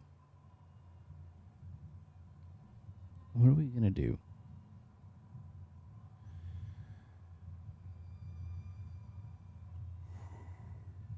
Oh, Herrick, you're muted. Oh, well, that's good because I was talking to my son. Oh, okay. I was actually gonna ask, did we as the crew hear the ultimatum from earlier, or did only were we awake and aware of that at the time, or? No, it would have just been Lockstead who heard it. Okay, so we just think we're in here right now. Yeah. Okay. So, Captain, there's a couple different dates and things mentioned about cleaning crew and stuff. It might be best if we bide our time and wait for an opening. I don't know how long this program will run, but I can't see anything else right now. Well, that entirely depends on what day it is. Oh, that's true. And then I'd look down at Bufy. Boofy. Boofy. Okay, yeah. Boofy, we were knocked out. What day is it? Oh, Tuesday. Tuesday. Oh, all right. And then I'd look over at the captain and be like,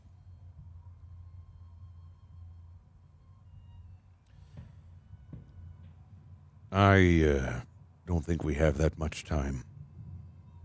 I talked to Miss Fields, and, well, time isn't on her side. You have to decide by tomorrow whether I want to hang or be rehabilitated, and your fates are uncertain.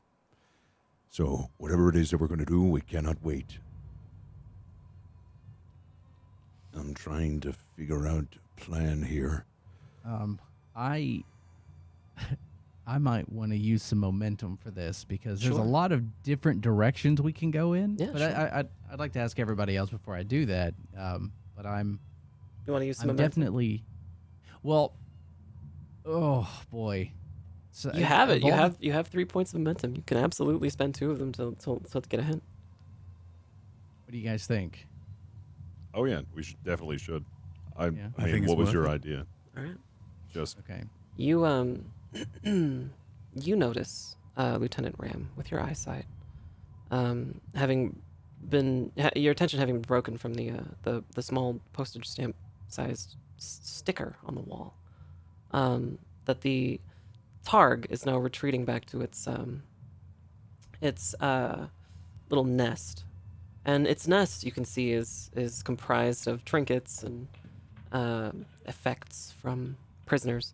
You can also see the spyglass there. You suspect that you may be able to understand or see more clearly the postage stamp if you had that spyglass. You also know that this targ is probably trained to eat people and could probably be distracted in that way.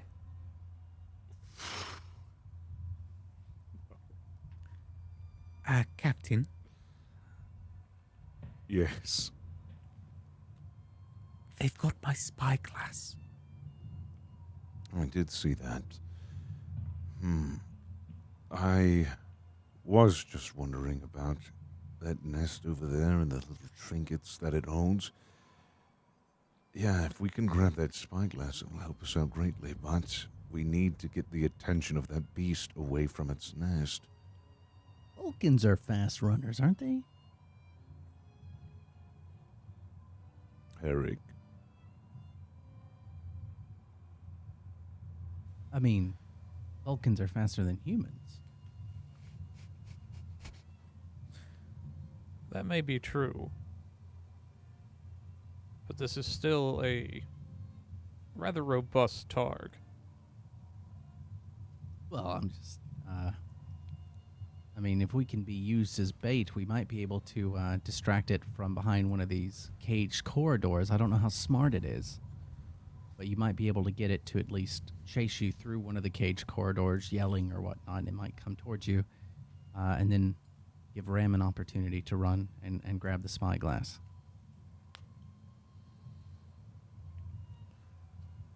Yes, but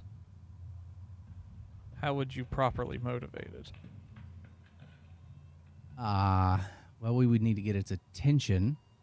So, do we have anything we can throw at it?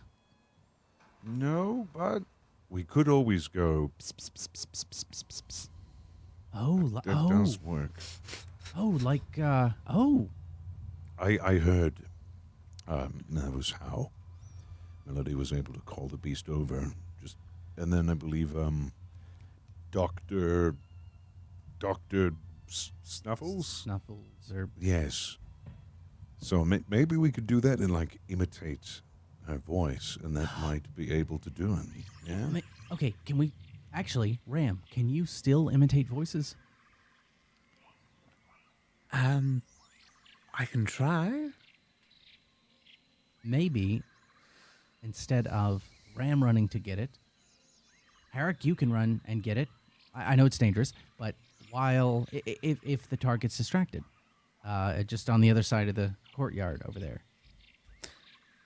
One would presume that it may be more beneficial to have a crew member that is certainly sturdier and not as biological as the others do this. Right. I'm just wondering, then one of us will have to make a close enough approximation of the voice in order to get the Targ's attention.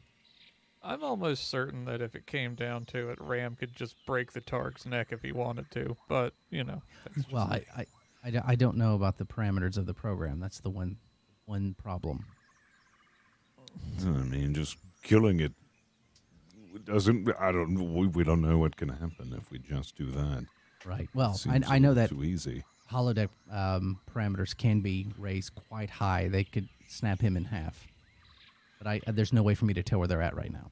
It's going to be a danger to any of us. I mean, I did run a little track. I guess I could do it if Herrick's not up for it. I can do it. No, you hurt your ankle. I'll It's I'll feeling do it. better. You Is it? You notice that this airlock next to you is open. You could open it. It's ajar a little bit. The inside is closed, but you see a large lever. And you suspect if you pulled it, then the interior courtyard door would open. There is a lot of blood on the floor of the airlock. So just to be clear, we would be able to get out and get to the airlock does lead to the courtyard where the target is right now. Like It that does. is the- Yeah, it does. It does. Yeah. Okay. So, yeah. I mean, You suspect that this airlock is sort of like a feeding trough oh, I of see. sorts Ooh, God. for Okay. prisoners. So the targ would know to go there Yeah. after a prison. Oh Yeah, God. yeah. If a prisoner is in the airlock, the targ would probably think it's feeding time. So I would, I guess upon seeing that, I would probably relay that and be like, if that's where it's fed, we may not need to mimic the voice, and then we can at least get its attention being there. Hopefully we can keep it closed, and then Ram can go and, if he's the fastest among us, which I'm assuming he would be. There is a lot of risk that we're going to incur. But no. We couldn't do that to Boofy. No, never mind. No, nothing. Do what to Buffet? What? What are we talking about? Nothing. I'll Nothing. teach you how to read, but I figured it would take too long. Oh, okay. You're not gonna put me in the airlock, are you? No. That's not where the library is it? You notice, Herrick, that this tiny little man is absolutely no match for any one of you. You could just pick him up like a toddler and put him in the airlock if you wanted.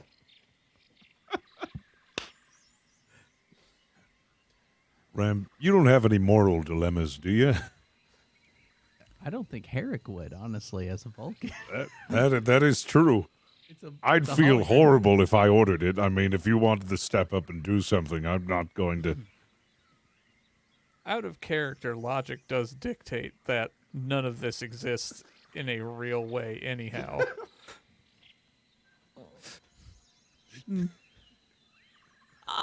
Unless we're in a holodeck with a very small crew member that Herrick might be about to murder by Not accident. even the evidence, Helen, alright? I just said I was. I confessed to it so I could get the food here, free meals and such. You don't want to put me in the airlock, right? Goofy's kind of slowly backing away, but it's not very far because his legs are too tiny. One We might flew be over able the to- boobies nest. I don't think there's a way to to convince him or anything. So yeah, it really comes down to us to Herrick or Ram grabbing him. So Oh, sure this right. isn't To Gregory, Herrick right? or Ram grabbing him. Those two. Well, listen, You we're won't human. We have We'll limitations. feel guilty. Yeah, we will feel good. Like, we won't do it. There's no way. There's no way I would do that. I would, even though I recognize that, there's, it's like that sort of like lost puppy sort of thing, just looking down at him and going, he sounds like he's programmed Yeah, I well. understand. So, Herrick, you murder him. Like, Well, we're not going to kill him. Well, I guess it oh would well, kill no. him. If that's the case, then you should have no issue with it, Belmont. If it's not murder, then why don't you do it? All right. If you don't do it, Boofy's Well, I can't murder. My Goofy's name's Belmont. still backing away slowly. Captain, your orders. Oh, I know it's just a simulation, but I can't do it. He's just so damn cute. Look at him. He's got big puppy dog eyes. He's very close to Herrick tears. is 100% sure that he is in some sort of Vulcan hell right now. You're not. But I do have to ask though, would Herrick not react and grab him? Oh, go ahead. Just I know it's out of character. I'm just wondering. It would, as a Vulcan, because you know how logic gets really funny with Vulcans. They end up logicking in any direction that they feel like they want to go down. Well, of course I wouldn't do that because then the crew would look poorer upon me. So then logically I wouldn't do that.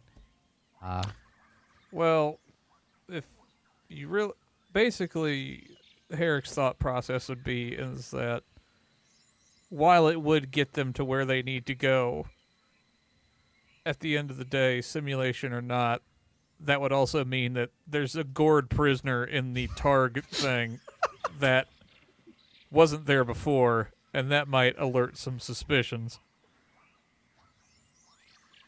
Okay. Say, Boofy, Yeah. you don't have anyone here who bothers you, do you? Well, everyone bothers me. I'm not exactly tough. Well, He's very close to tears, actually, right now. is there someone in particular who gives you problems? Well, I don't know. Lots of folks. Like, give me, like, the biggest, baddest one of them all. Well, I would, but he just died. He's right there. See all the points to the blood puddle. Ooh, give me, like, the second. Well, Lieutenant Ram, you notice that the Targ is now asleep, having tuckered itself out. He's all full on people meat. Yeah, the Targ is sleeping now. Taking a nap. I do believe that our I want- situation might be solved. I want to make this clear that Herrick has been staring at the Targ the entire time. They've been like, well, should we just murder Boofy? We're the worst. He's just photons, guys. He's just force field and photons. Captain. He looks so cute. He's The Yes. Targ is asleep. Oh. Oh. That's, okay. And it's in fact Herrick who will now look at his human crew members a little bit more sideways because of what they've just suggested. I am a little disappointed in Herrick not logically trying to kill the poor short person. So, Captain, if the Targ's asleep, we should probably act as soon as possible. So, whatever we're going to do, we need to do it now. right. I also want a backup plan. Wait right here. So we put Boofy in the thing. Well, actually, I have an idea. I just stay right here. I'll be very quickly. Boofy, Yes. how about you and I and me friend, Mr. Ramy, don't follow like that you name. and go say hello to your second biggest bully? Well, I would, but they're eating right now in the cafeteria. We're not loud. Why don't you go ahead, grab his attention, bring him out here because you want something to tell him. Could you do that for me? Could you just bring your second biggest bully, like, right here out in the courtyards for me? What? The Targ's asleep. What are you doing? Yes, certainly. I'll be back soon. Then I suppose you're not just gonna leave without me, are you? No, no, not at all. Oh, all right. Well, I'll be back soon. He scampers off. I don't understand, Captain. So we Is it go a into the spy. human tradition to resort to murder almost immediately? Well, it's not murder if they're just photons and force fields and programming. I mean, have you ever deleted a program? Did you feel bad about it, Eric? I feel that your course of reasoning is going to end up with you having a lot more questions for yourself than I will about mine. True, but it's good if we're alive to question, right? The targ is twitching from the flies around its mouth. We don't have I time. don't have enough time. He's all full on his Halloween people. So, what's the plan, Captain? Are we going to have someone run out there and Ram mentioned a spyglass? Is that what we're doing?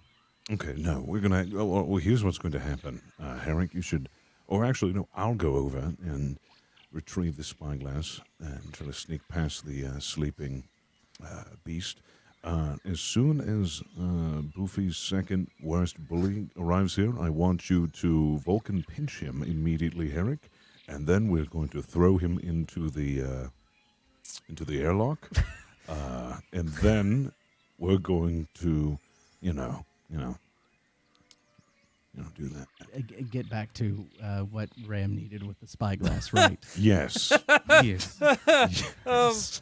Couldn't Herrick just Vulcan pinch the fucking pig? If he wakes, if the targ wakes up, right? This is a contingency. That's actually pretty good. A contingency, a worst case, oh shit scenario. That logically God that would damn make it. sense. We just need a backup plan. That's all I'm Right. saying. If it wakes up, we have the second biggest bully to throw in there real quick, just in case things get Yeah. hairy. Well, That episode of Star Trek where they made a death cabal and killed a man. That was fun. well, there actually yes. I'm gonna walk over to. I'm gonna walk over. Probably, Captain. I'll go at least near the airlock. So worst case, I'll yell, and he'll at least know to look over that way. Can I get to it fairly easily? Like not into it, but Yeah, over yeah. near where. Absolutely. He's kind of near the So- near the side anyway. Right. Likes so the I smell would of probably. people. I would start my way there and watch Smeeple. you as you go. All right, I'm going to start sneaking over. And I'll just remember what I said. Okay? Oh, Right? I'm going to sneakily make my way Okay. towards the spyglass. Sure. As you do, I'll have you make a roll for me. The roll will be let's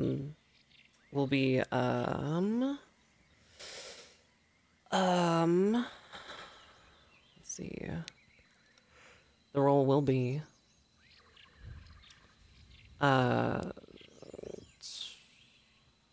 I don't even know what I would do for stealth here. I guess daring and Yeah, I'd do daring. daring and security. All right. With a complication. Complication of 2. Cause your foot's all fucked up still. All right. Complication. Oh of no! Do you want to re-roll for your last point of momentum? Jesus Yes, Christ, please. Okay, we're down to momentum 0 with 2 threat. man. Captain Lockstead twists his other ankle. Go ahead and re-roll. it's like someone with high heels. He starts doing that stumble back and forth. Oh, it's a partial success as Captain Lockstead stumbles into the courtyard. The gate creaks a little bit, and you can see the Ram can see the ear on the targ like flick a little bit, but it goes right back to sleep. And Captain Lockstead is creeping up to the targ nest. It's beginning to get dusk, and the ground is just covered in like dirt and bones and blood and little matted bits of grass and weeds. And you're making your way there. It smells disgusting. You can see the spyglass. It's right there. It's got some blood on it. You grab it. But as you do, you can see the targ twitch a little bit. One of its eyes just opens up a little and it goes right back to sleep. Go ahead and make another roll for me. Same complication, same thing. Yeah, same thing. Oh no. Wonderful. The targ wakes up Okay, I'm immediately going to start banging. Is he within eye view of the target right now? Is he like in We're front of all him? at a No, movie. he's just near it. Just near it.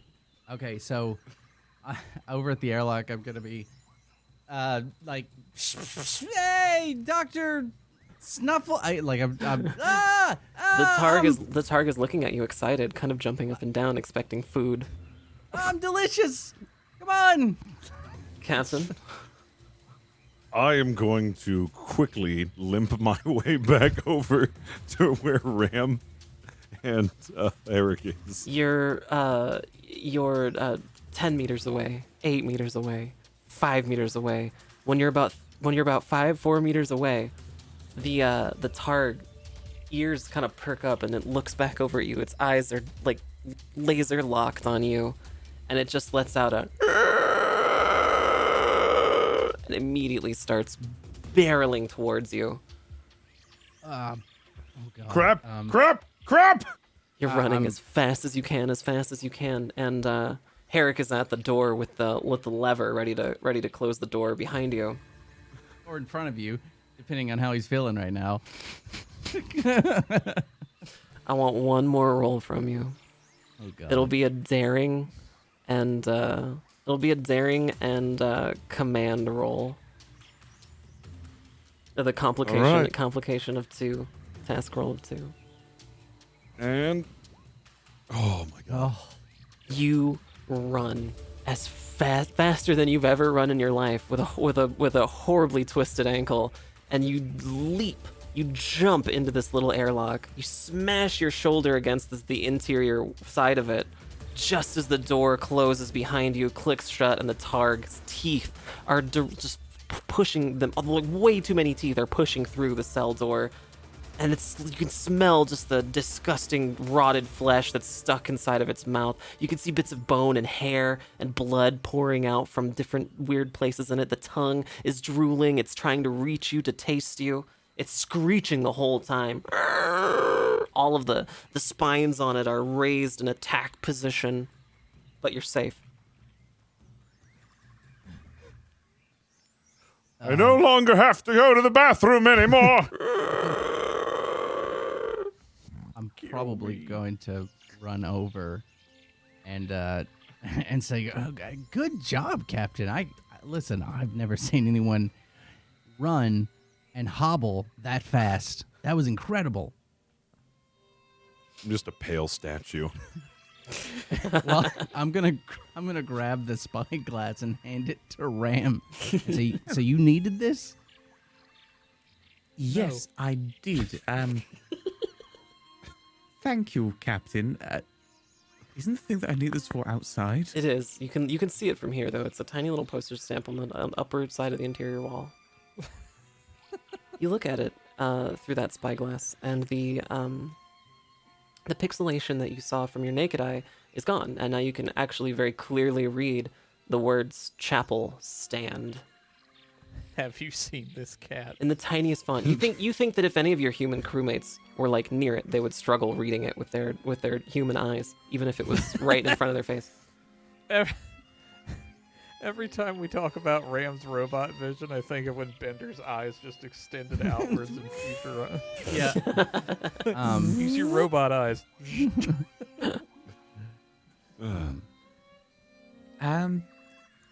It says Chapel Stand, I believe.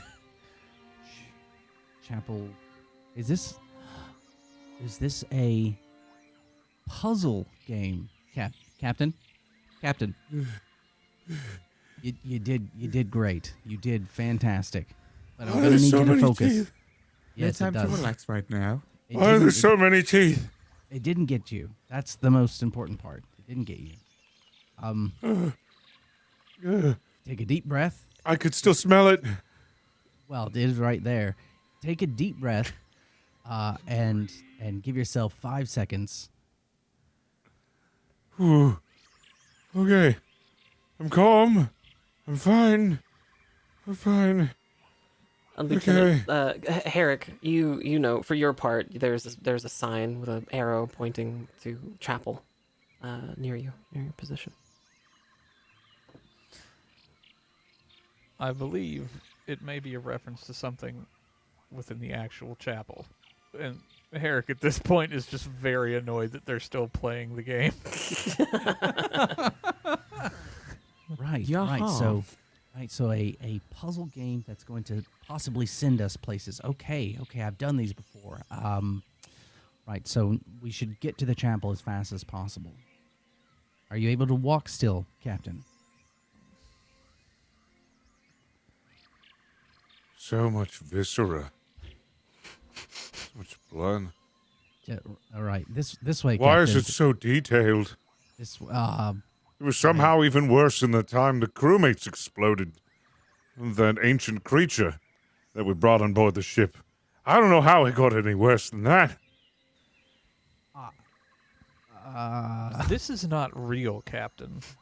yeah, this is programmed. It's fine. Those two crewmen were. I know. It's just a disturbing amount of detail and it's bringing back some memories. Okay. All right, we're good. I'm fine. Right. So to the chapel. Yes. Yes. We're all let's getting go. married. to the chapel. Elvis So, yeah. Presley is there, and he's going to wed us. Belmont's probably going to grab the captain and be like, "Come, here we go," trying to get him to move forward so his mind will sort of snap back a little bit. So we make our way towards the chapel. The chapel is a fairly large structure, nearly the size of the cell blocks. And when you walk through the door, you notice first that it's empty because nobody's in there, praying right now. But it is kind of vast. It is kind of vast, and just kind of creepy in its solitude. You walk in, you see that it's actually 2 levels. There's a main floor and then like a mezzanine. There are a multitude of chairs on the main level facing a podium, which has a window behind it, a barred window facing out to the courtyard, along with several large paintings of acting Admiral Melody Fields' face. Just kind of adorning the walls and ceiling. All right. So that thing said chapel stand. Right, Ram? Yes. Right. Okay. So does that mean a place to stand or like up at the podium lectern thing? Or I don't know what else it could mean.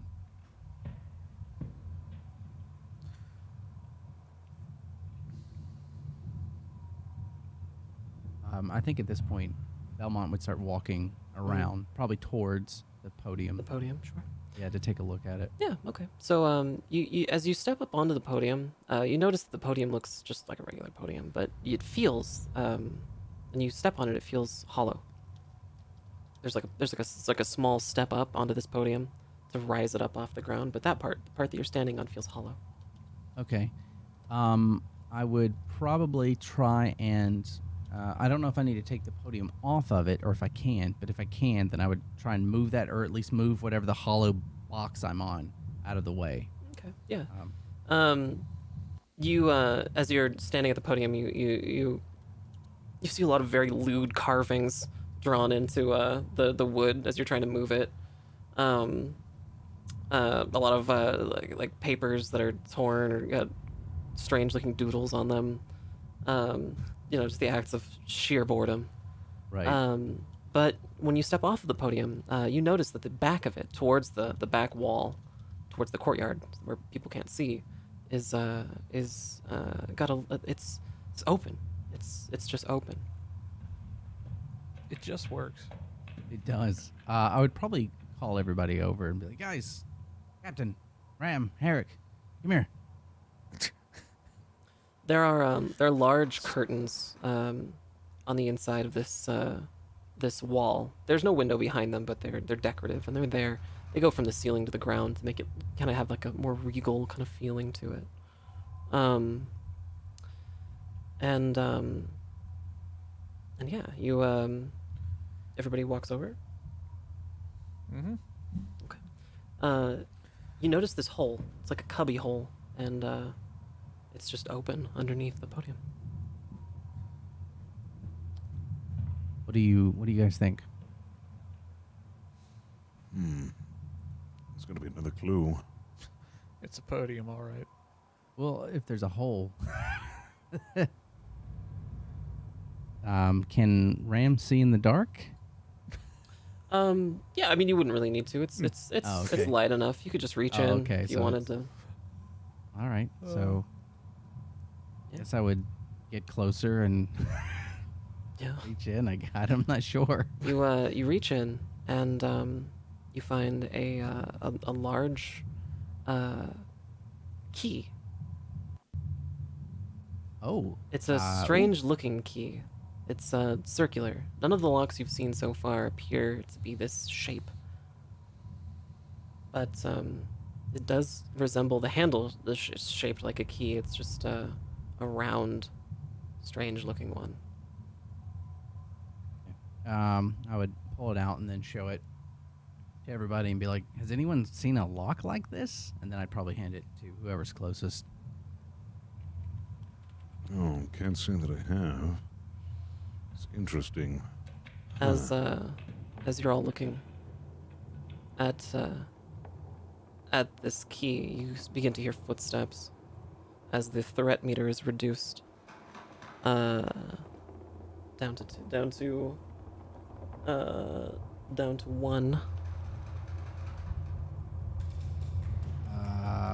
They're getting closer. What do we do? What do we do?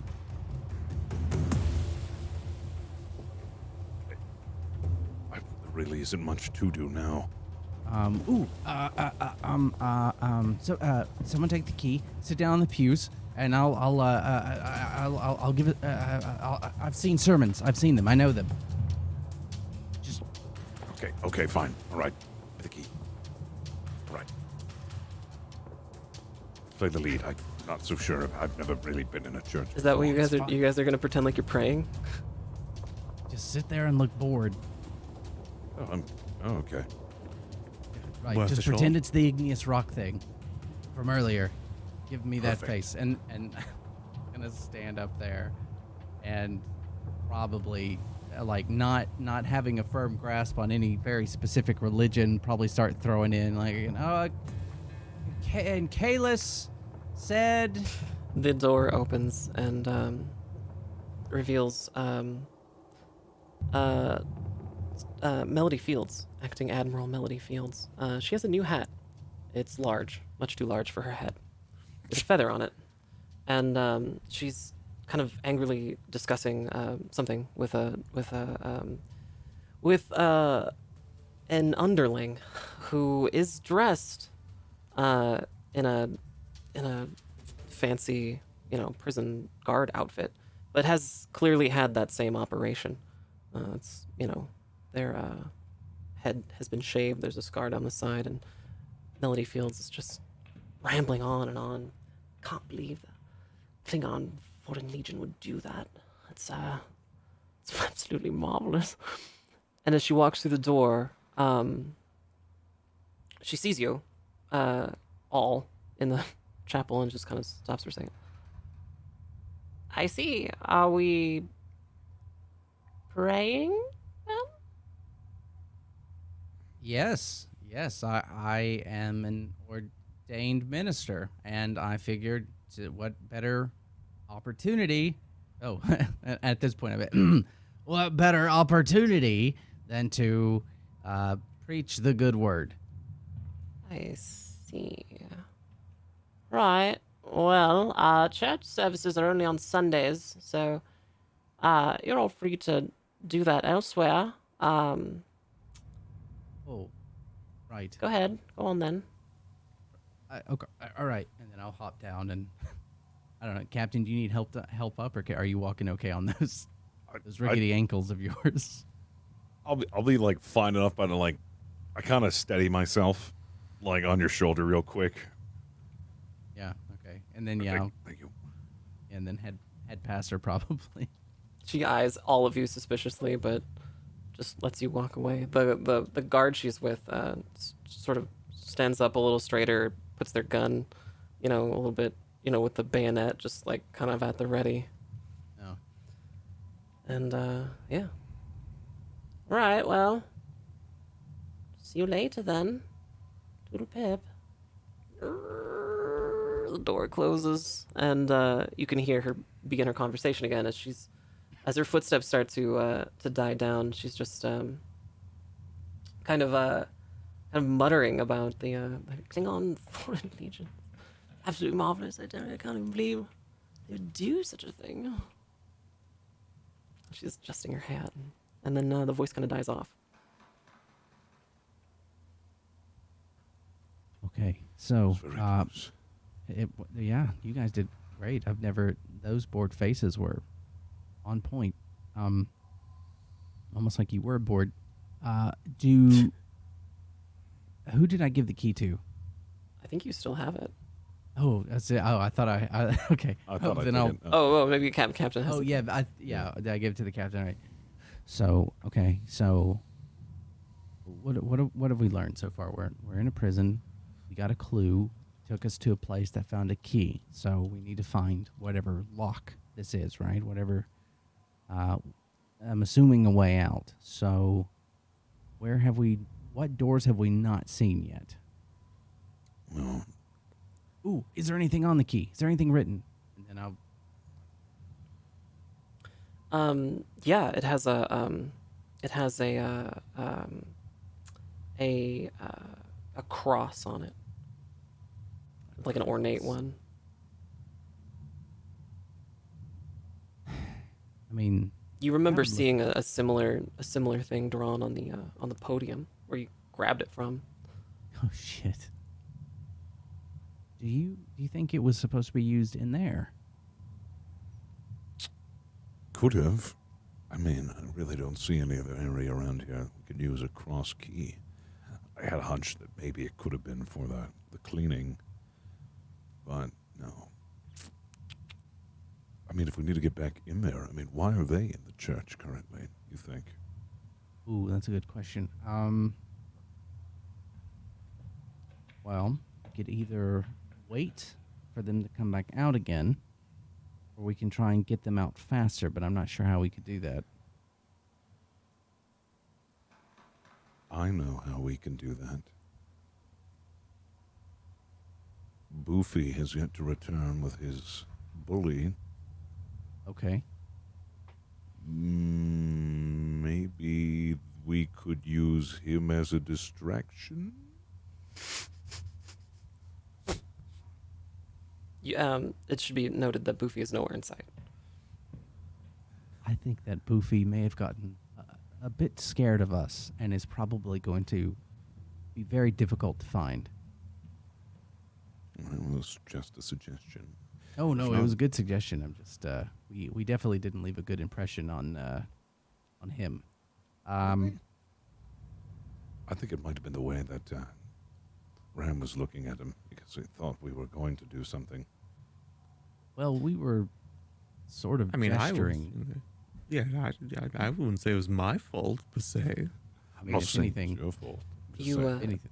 You, Commander Herrick, with your Vulcan hearing, have not been able to hear anything coming from inside of the door for some time now.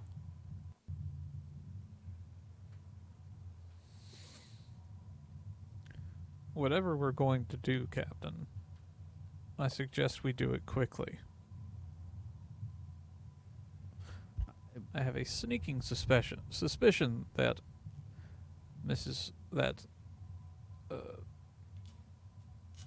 Acting Admiral Fields has received a promotion. Right. You believe so? Promotion to what? Super Admiral? Wait a minute. Herrick can not hear them inside the church anymore and is not going to relay it to us at all. No, he just did. He just wants us to. I didn't hear you. You just said she was promoted. I don't think you told us you couldn't hear anymore. He said whatever they're going to do, we need to do it quick. You just want us to die. Herrick is going to neck pinch Belmont at this point. I'm going to roll for it right now. For Lieutenant Ram's part, Ram can't hear anything in there either. Oh. So that's like a presence and a security for this? No, I'm just wondering, is Herrick wanting us to die? He's just sitting there, he's like, I can get out of this, but they can't.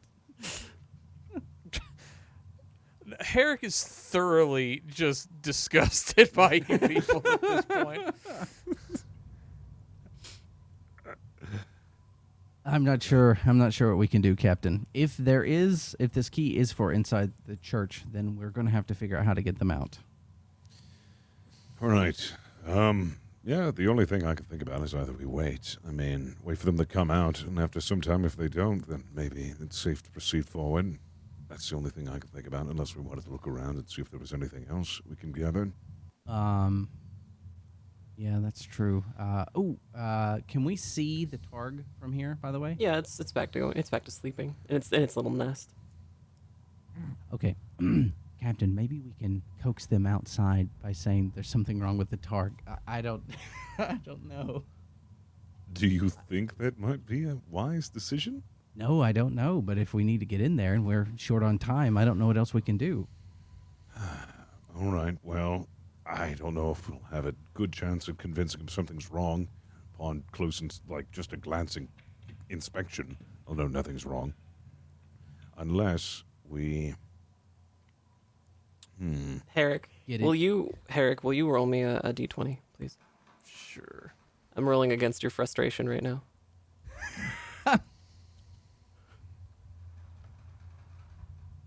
Oh, okay. So, Herrick, you're fighting the urge to just take the key and walk through the door right now. You're actively trying to fight it, but it's an emotion. You're telling yourself that you're better than this. Okay. So maybe we can sneak inside.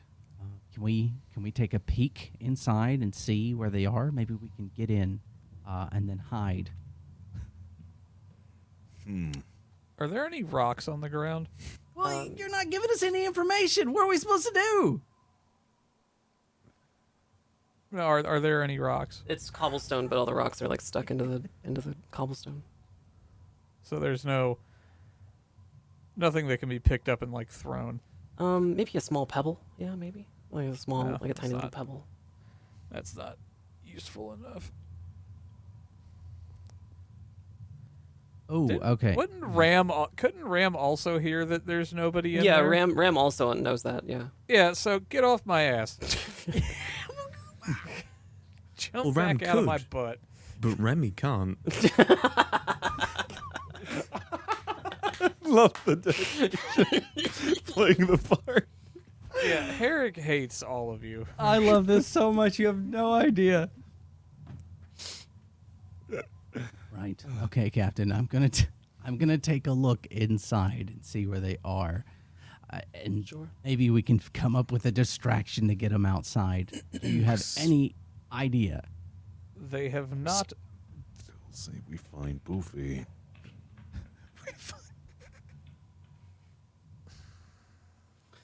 So Right. Herrick Oh, takes a quick moment to just sort of. There has been no noise from within the chapel for the last few minutes. Oh, good. Okay. And then I'm gonna rush over to the door and try and open it without making it creak. Yeah. You're pretty good at that. You know, you know how to hold the door up so that it doesn't creak as much, and you can kind of peek around the corner, and you see nothing inside. It's empty again. Okay. Captain, from what I can see, it's empty. And then I'm gonna open it a little bit more to Sure, try and. Yeah. Yeah. There's nobody in there. Nobody in there. They're gone, Captain. Excellent. We won't Really? have to have a distraction then. All right. Let's see if we could find ourselves. Lieutenant Ram. Oh, really? They're not there. Wow. Who would have known? Okay. So, Lieutenant Ram, Remy.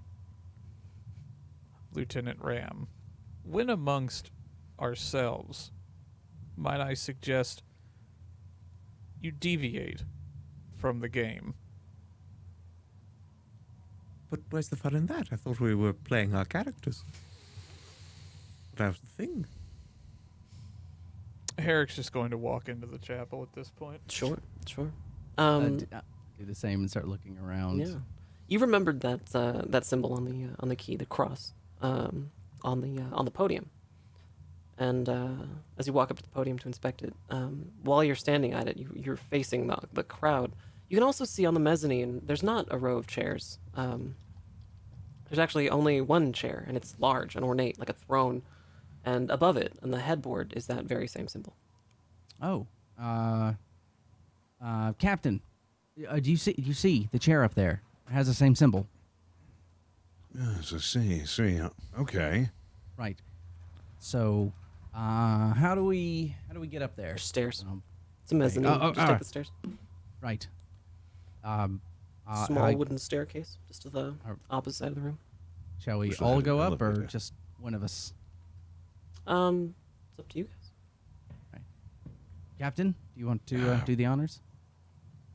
You Can should you go walk up ahead. the stairs? I'm. You should just go ahead, so I don't fall backwards, and I'll go last. I'll Right, follow okay. the caboose. Right.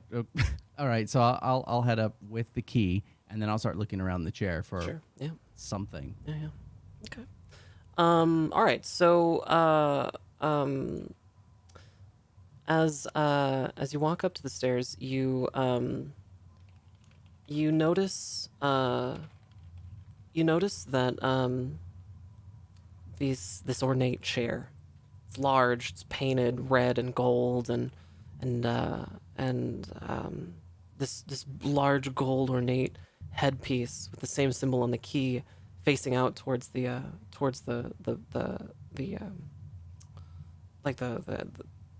podium. But behind it, you notice that there's a hole cut out in the back of the headpiece that looks exactly the same size as that key. Okay. So I would, I'd probably just go ahead and put the key in to Sure. see what would happen. Yeah, do you turn the key? Yeah, if it can turn, I will Sure. turn it. You turn the key, and immediately that throne separates in two. The back and headboard of it pull apart and slide down into the floor. The rest of the chair, from its little space on the floor, just flips open to the side with what you imagine to be some incredible, elaborate pulley system, and exposes a spiral staircase that leads down somewhere into the black. Oh, Captain, Did you find something? I found a staircase. I can't see where it goes, but it's out of here. It's probably why we don't see Melody. Right. She's probably in there. So, yeah, let's proceed with caution. All right. So I guess I'll wait for everybody to get up there, and then Yeah. start making our way down. All right, we all start making our way down. Mm-hmm.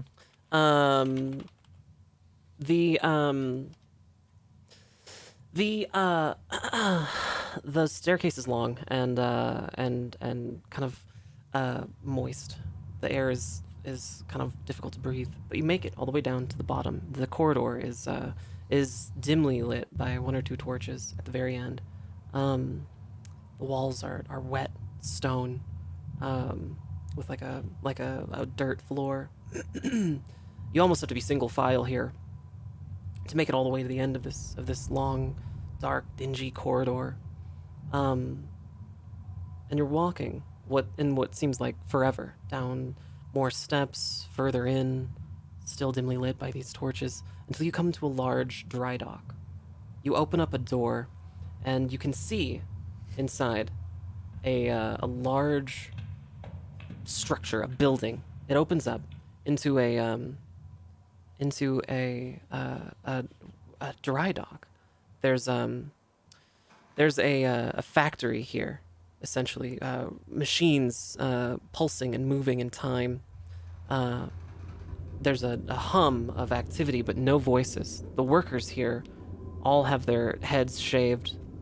Side of their head has been stitched back together. They're all kind of slack-jawed, glassy-eyed, moving about this central piece of the dry dock, a large, enclosed ship of some kind. It's looks to be made of metal, and it is from what you can guess, Lieutenant Commander Belmont, a extremely primitive submarine. Is it so it's on a if it's in the dry dock and is it currently nestled on a ramp? Is there a quick release of some sort already? No, it would take a massive undertaking to get it back into the water, but you can tell it was in the water at one point. Okay.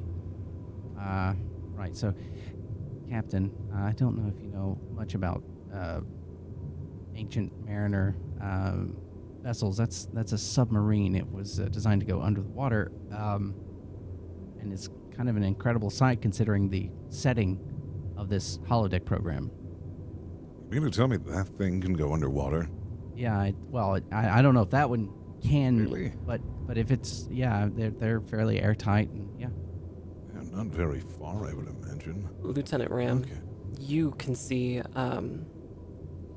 there's a small porthole on the side of this structure, and there's an old man's face kind of pressed up against it, watching you. He looks unshaven and scared. Captain, Yes? I do believe we are being watched. He's shouting something now. And Lieutenant Ram, you can read the lips and what he's saying. He's saying turn around, as a point of threat is reduced off of the board. He's saying, turn about. You hear a small flintlock cock its little hammer, and you see Acting Admiral Melody Fields in her large ornate hat, pointing the gun directly at you, Captain Lockstead, far enough away from all of you to where nobody could really get to her easily without, being shot. And she just says, well. What have we here? Hello, everyone. So you found dry dock. It's kind of embarrassing, really.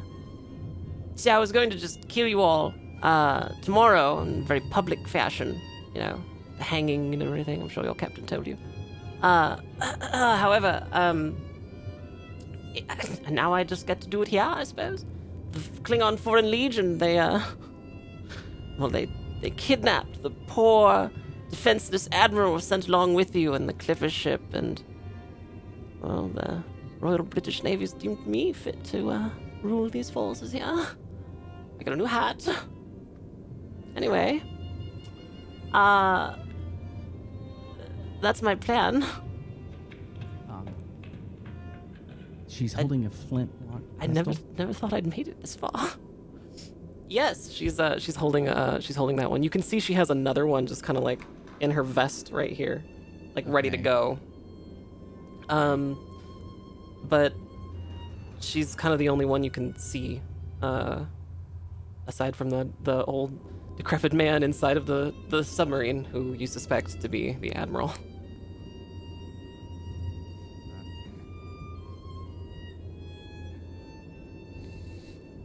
Well, does anyone have any last words? I never thought I'd get to do this.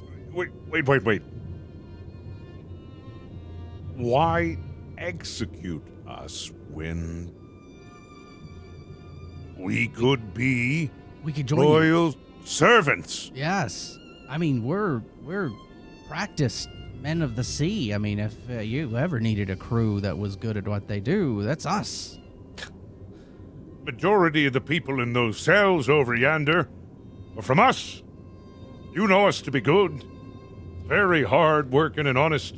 She's kind of We waving. never steered you wrong. Waving a gun around. Well, you are capable. That's certainly something.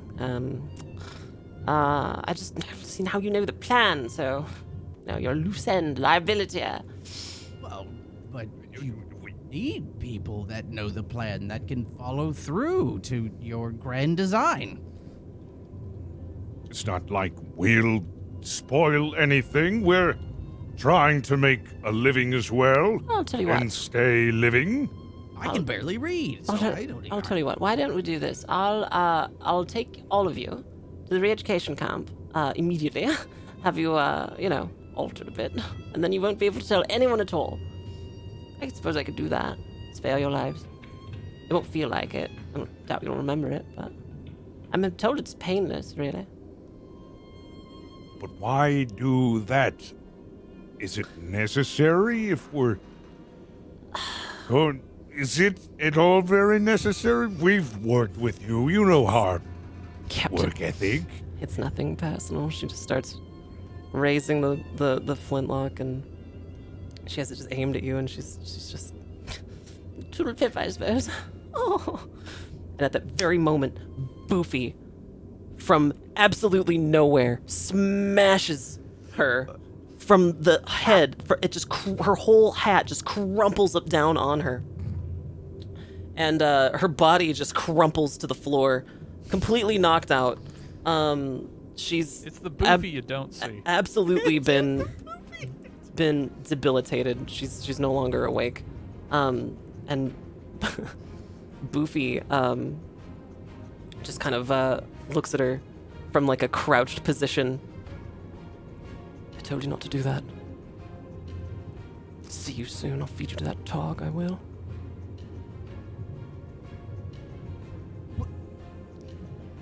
Boofy! Well done! Well, What? Whoa, Boofy! What is going on? Well, seeing as no one would believe you, I am the Omnitellan. Anyway, off you go, I suppose. What? Right. Captain, we've got to get back to the actual ship. Thank you.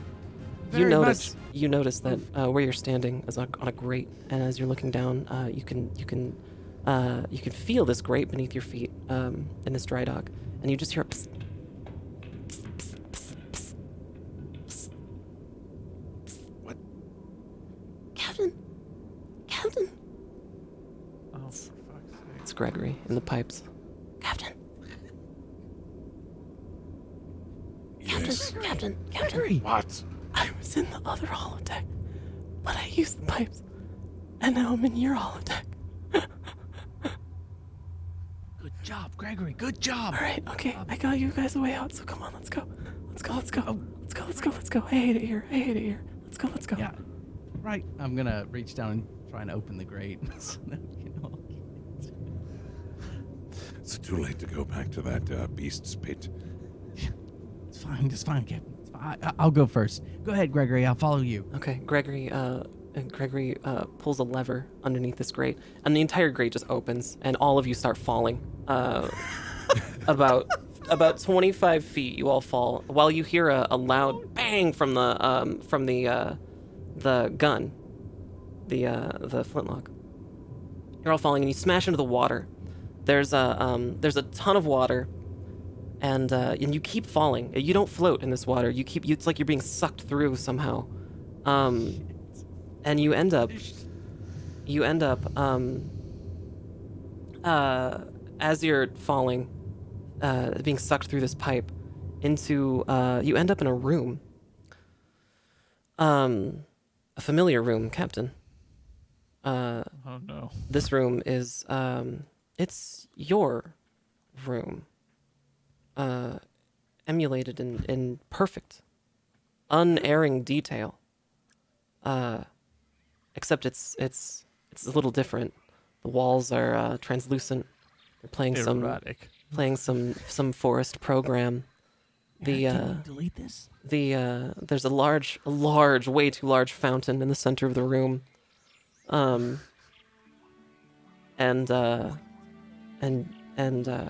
you see yourself just sort of staring at one of the birds on the trees back there with a cup of tea. And God. and you begin to hear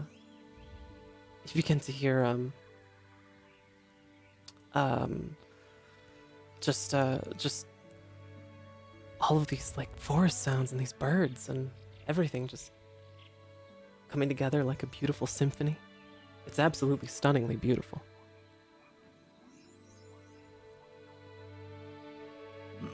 The artificial captain turns around and just greets everyone. It's you, Captain Lockstead.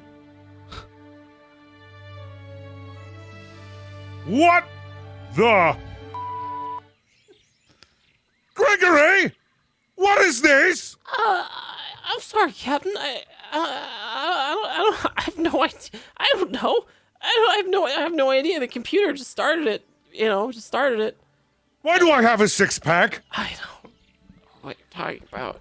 The your artificial hologram is jacked. Absolutely, yeah, it's jacked.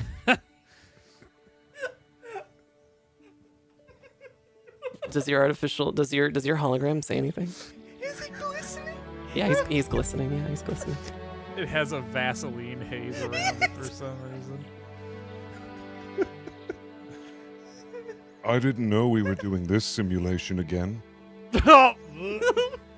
Oh, yeah, me neither. It just sort of happened. What does he mean by this simulation again? Do you make more than one of me sometimes in here? No, I don't know what any of this is. I'm sorry.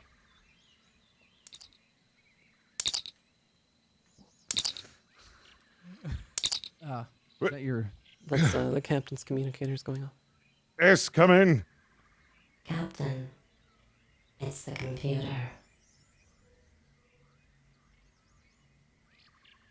Yes? I'm pleased to report that the Romulan spy has been dealt with in accordance to Starfleet regulation.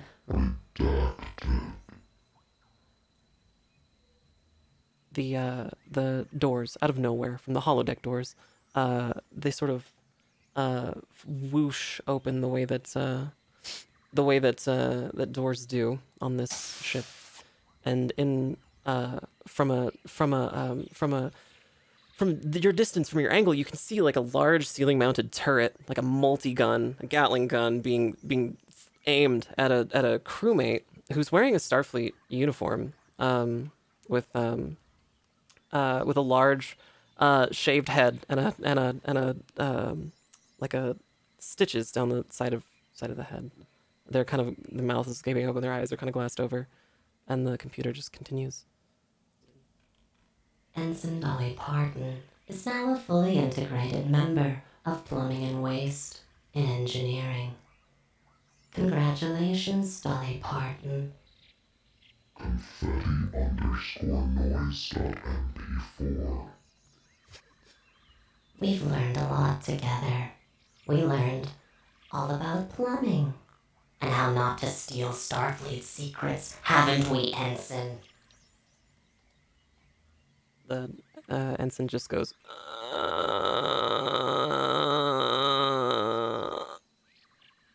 It's very clearly a Romulan. Oh, okay. Sounded like, I don't know if you've seen Bob's Burgers, but it sounded like Tina Belcher, if that's a reference that anyone gets. Bobby. So this is very clearly an actual a Romulan. Well, it could be Romulan or Vulcan. Oh, so it's a spy, like Captain? There is... Wait, what is... Okay. Yes? Please vacate the holodeck. This goes against several Federation regulations. Yes. Unless you would like me to continue the program. No. No. I'm gonna Nope. walk through the door as Nope. fast as possible. I thought the captain looked quite good. Computer.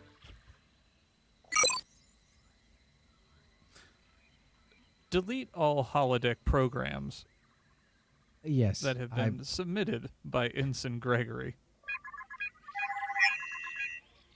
Confirmed. I Lock actually. Ensign Gregory out of the holodeck systems. Thank you. Confirmed. Was just about to suggest that. Gregory, we're going to have a discussion, you and I, about what I just witnessed. But before we do that, I believe there needs to be something else discussed. It's very obvious that we have an issue here with the computer. We need to go back and get this resolved immediately. Did somebody say computer? No, I said, nothing of the sort. What is your query? I don't have any questions. You're fine. Can you put Just continue about your tasks. No. Can you put the weapon away so we can take the spy to the brig? Oh, yes, that's still out. Yes, can we do that? We'll take it from here. Yeah, the multi-gun retracts into the ceiling. Okay, Captain, I'm just going to suggest for now, let's just play along that it's a spy. I don't know what's going on with the... So, We're getting that fixed immediately. This is yeah, a massive issue. right. We are going to go immediately to the nearest dry dock, and we are going to get this entire system rebooted. Right. Commander Herrick, can you escort the prisoner to the brig so thinks it's being taken care of? Herrick will hit his comm badge. Oops, sorry.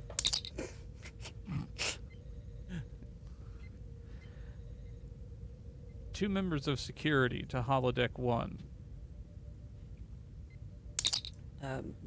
You hear security just walking and marching towards your position immediately. Sir. Escort this prisoner to the medical bay and put them in and localize a force field around them and keep watch. Commander Herrick. This is the Yes, computer. computer. I would like to point out that there is no longer any need. They are a perfectly functioning member of the crew now. Be that as it may, I am the chief security officer and second in command of this vessel. You will not countermand my orders a second time. Affirmative.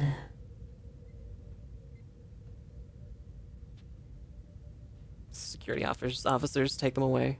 They just go. They don't fight or anything. They don't even think they know where they are.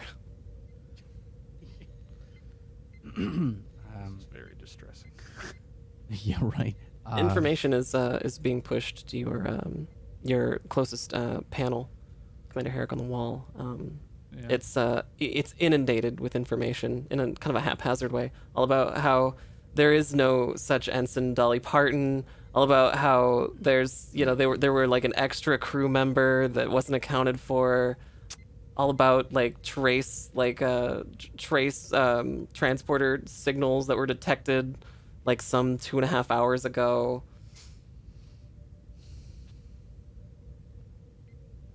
The evidence is mounting that they actually are a Romulan spy. Well, it's not so much the issue that it's a Romulan spy, it's that the computer lobotomized them after trapping us in a holodeck. I'm a little concerned. Actually, yeah, Commander Herrick, is that accurate? Is that can that be confirmed? Or, I mean, considering how it's reacting, could that be fabricated? For the moment, it seems that it is plausible.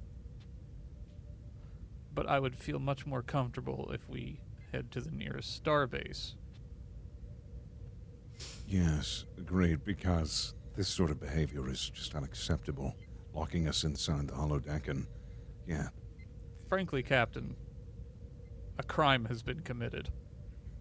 I mean, I wouldn't go that far, you know. You wouldn't go that far. Fucking Christ. So you guys were in like some kind of pirate thing? That's cool. Ensign Gregory, return to quarters. Yes, sir. Just pitter patters off. The pitter patter of little Gregory feet. Get out of here, you little shit. Get the fuck out of here, Gregory. This is not your time. We'll talk to you later, perv. Captain, do you want to make some kind of announcement to the crew?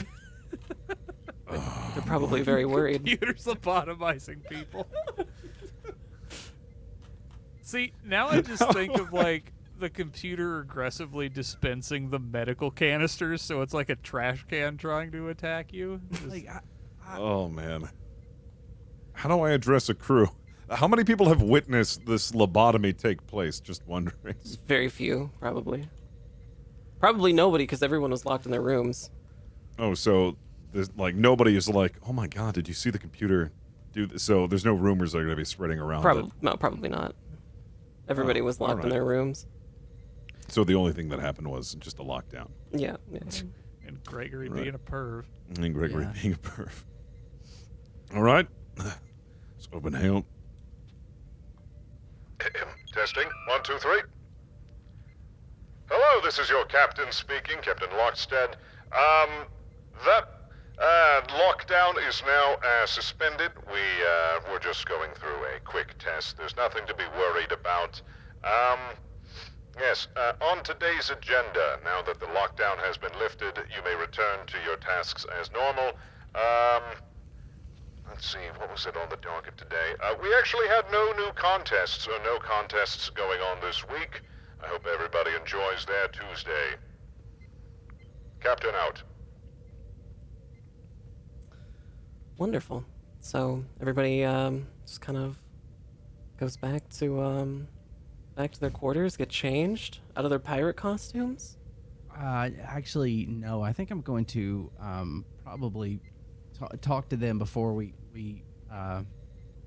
disperse and just say, Captain and Ram and Commander Herrick, I suggest Ram not directly interface with it for a little bit, if we can avoid that as much as possible, and also maybe if the crew cannot request things, I'm going to send some messages out to some engineers, and then I can get back to you on that, Captain. I just don't want to do like no, but hell, just we'll see if we can take care of it. We're going immediately to Starbase to get this looked at, so we shouldn't have to worry about any other incidents like this. But if it does happen again, I'm sure we'll be able to take care of it swiftly. I just don't want to get all the crew in a panic. Oh, sure. It will be dealt with. Detecting Yes, I mean- excess cortisol levels. Deploying countermeasures. Is that a different make- song? I think so. Yeah. Yes. Let's make preparations to go immediately to the nearest starbase. And I am going to have to agree with Belmont. Ram, you should not be interfacing with the computer until we've sorted this out. I mean, I kind of need to, you know, to help with navigation and whatnot.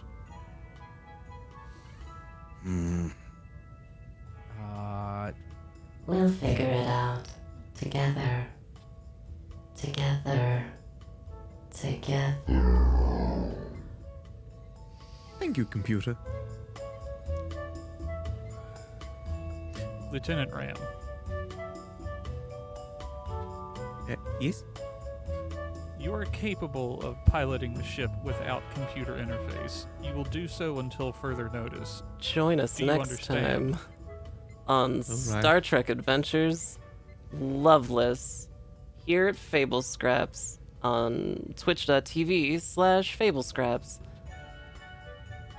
We do the show every Tuesday at 3 p.m. Pacific. We also have a multitude of VODs available on YouTube, as well as here on Twitch. We have an active Discord, and yeah. Big thank you to everybody who subscribed today. I want to go back and give everybody some shout-outs. Hello, Captain Lockstead, Fist of the Walrus. I'm scared. See, well, that was a lot that happened in like such a short span of time, from getting rescued by Gregory to seeing that the computer lobotomized one of our crewmates. But yeah, I really enjoyed this episode. It was a lot of fun. Yeah, I'm Fist of the Walrus. I'm a roleplay streamer here on Twitch. You can catch me over at Twitch and Twitter at Fist of the Walrus.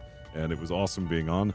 I thoroughly enjoyed it, and hopefully no more crew members get lobotomized. Jesus Christ. Thanks, Fist. Next up is Lock the Raven.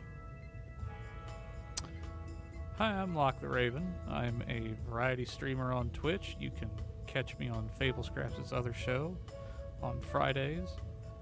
Doomlore, a 40k story. You can find me on Twitch and Twitter at Lock the Raven, spelled like it sounds. Awesome. Thank you, Locke. Next up is Lieutenant Commander Belmont, Aaron Black. Hello, my name is Aaron Black. I am an author that recently wrote and published a book that is a cyberpunk detective mystery, and you can find me over on Twitter at Aaron B. Writes. And just as a quick little bit, this episode was one feeling and thing until the last 5 minutes where I've got this massive horror vibe. Massive. And like the whole episode wasn't that, but it feels like it was. I don't know. It's really weird. It's really weird. It's great. Great. I just know. It's like, it's like, fuck, like these poor people are just like,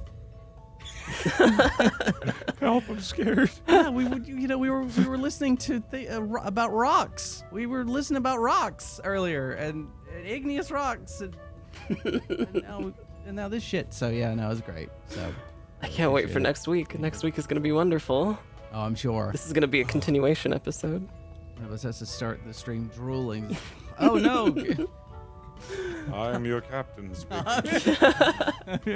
Lieutenant Ram, Enovan. Hello there, I'm Enovan. I'm a streamer here on Twitch. Typically I stream roleplay games and some variety games from side to side. And I think the computer is innocent. Is this Clue? Innocent until proven guilty. Who knows, maybe it's Gregory that lobotomized, you know? Oh. Yeah, Show me the proof. where was Gregory? Where was Exactly. Gregory? My name is Nicotine. I'm the DM here at Star Trek Adventures Lovelace here in Fable Scraps. I'm so happy that I got to do this with such wonderful role players today. We'll be back next week on Tuesdays, and every Tuesday at 3 p.m. Pacific. That's 6 p.m. Eastern here at twitch.tv/FableScraps. If you're listening to the show on Spotify or Stitcher, come hang out and say hi. And big thank you to all of the people who've subscribed and given bits and everything today. You're wonderful. Have a good night, everybody. We'll see you next week. Bye-bye, everyone. Bye-bye. Farewell. Bye.